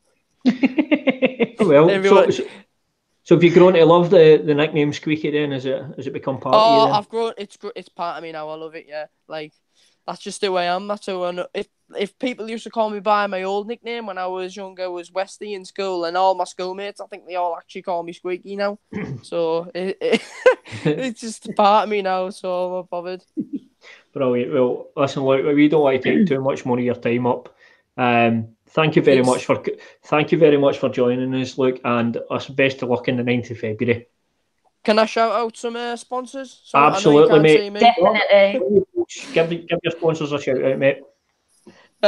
Can I thank Stephen Derbyshire of Airborne Colours? He's been with me since the start. Thank you so much for what you do. The Wash House, where I get my hair cut. Premier Nutrition, giving me meal preps every week, keeping me fueled, looking lean and mean. And Valor Fightwear, they support me by giving me fight gear and shins and gloves, you know. And then shout out, obviously, again to Rob Dawson, who's been a big part of like helping me my mental strength and stuff lately. So thank you very much. My mum, my dad, my girlfriend, she puts up with a lot. I give her a lot of shit. Sorry. My brother, and also the Dungeon family and my coaches, Aaron Nesbitt and Sean Colfer. Like for everyone here that I've just said, like I wouldn't be here where I am today if it wasn't for none of them. So, and thank you for everyone who's going to come and support me in Newcastle. Thank you for having me on as well. No, it was our pleasure, mate. It was our pleasure. Thank you for coming on, Luke. Hopefully do this again sometime. Yeah, absolutely. And we need to shout out David Bomer, who's been commenting all the way through you guys being on. He says that he's the funniest man, Luke, then Justin. I thought he just said, "Oh, he's the best looking lad." Or something. He's always posting and stuff. Well, maybe we'll have to get him on. We'll have to get him on one time. And have a viewer poll, and they can decide who's the best looking guy out of the dungeon. He's a black belt in street fighting as well, Davey Boomer. So is he one of the guys that do that UFC? He hasn't lost a fight on the street. We get him on. Big interview there. Perfect. Well, thanks again. Thanks very much, Lou, and we'll look forward to seeing your fight on the 9th of February. Right, cheers, thank you. Appreciate your time. See you later. Bye bye. Well, Katie, that's a few technical hitches, but you know what? We got there in the end. We got there in the end. Some great guests on tonight. It was good. Just for anybody watching, guys, listen, this was the first time attempting in with us, so me and Katie were the sacrificial lambs to try out first. So we will get better, maybe. But yeah, thanks for bearing with us throughout. As always, it's we appreciate you tuning in and leaving comments and all that sort of good stuff. And big show coming up Wednesday at 8 p.m. as well. So start watching that, guys, when that comes out on Wednesday. And that's going to be you, Katie, you and Lewis Smith, yeah. So I'm looking forward to that one again, guys. As always, tune in, follow, like us on Facebook, follow us on Instagram, Twitter, YouTube at We Are MMA UK. And download this on iTunes. Yeah, download it on iTunes. And, your second podcast now, James. I know. I'm exhausted. I need to go and prepare for tomorrow, my wee boy's birthday, so I need to go and get balloons blow up and bouncy castles and stuff. Awesome. So thanks very much. Thanks to everyone who watched. Cheers. Thanks, James.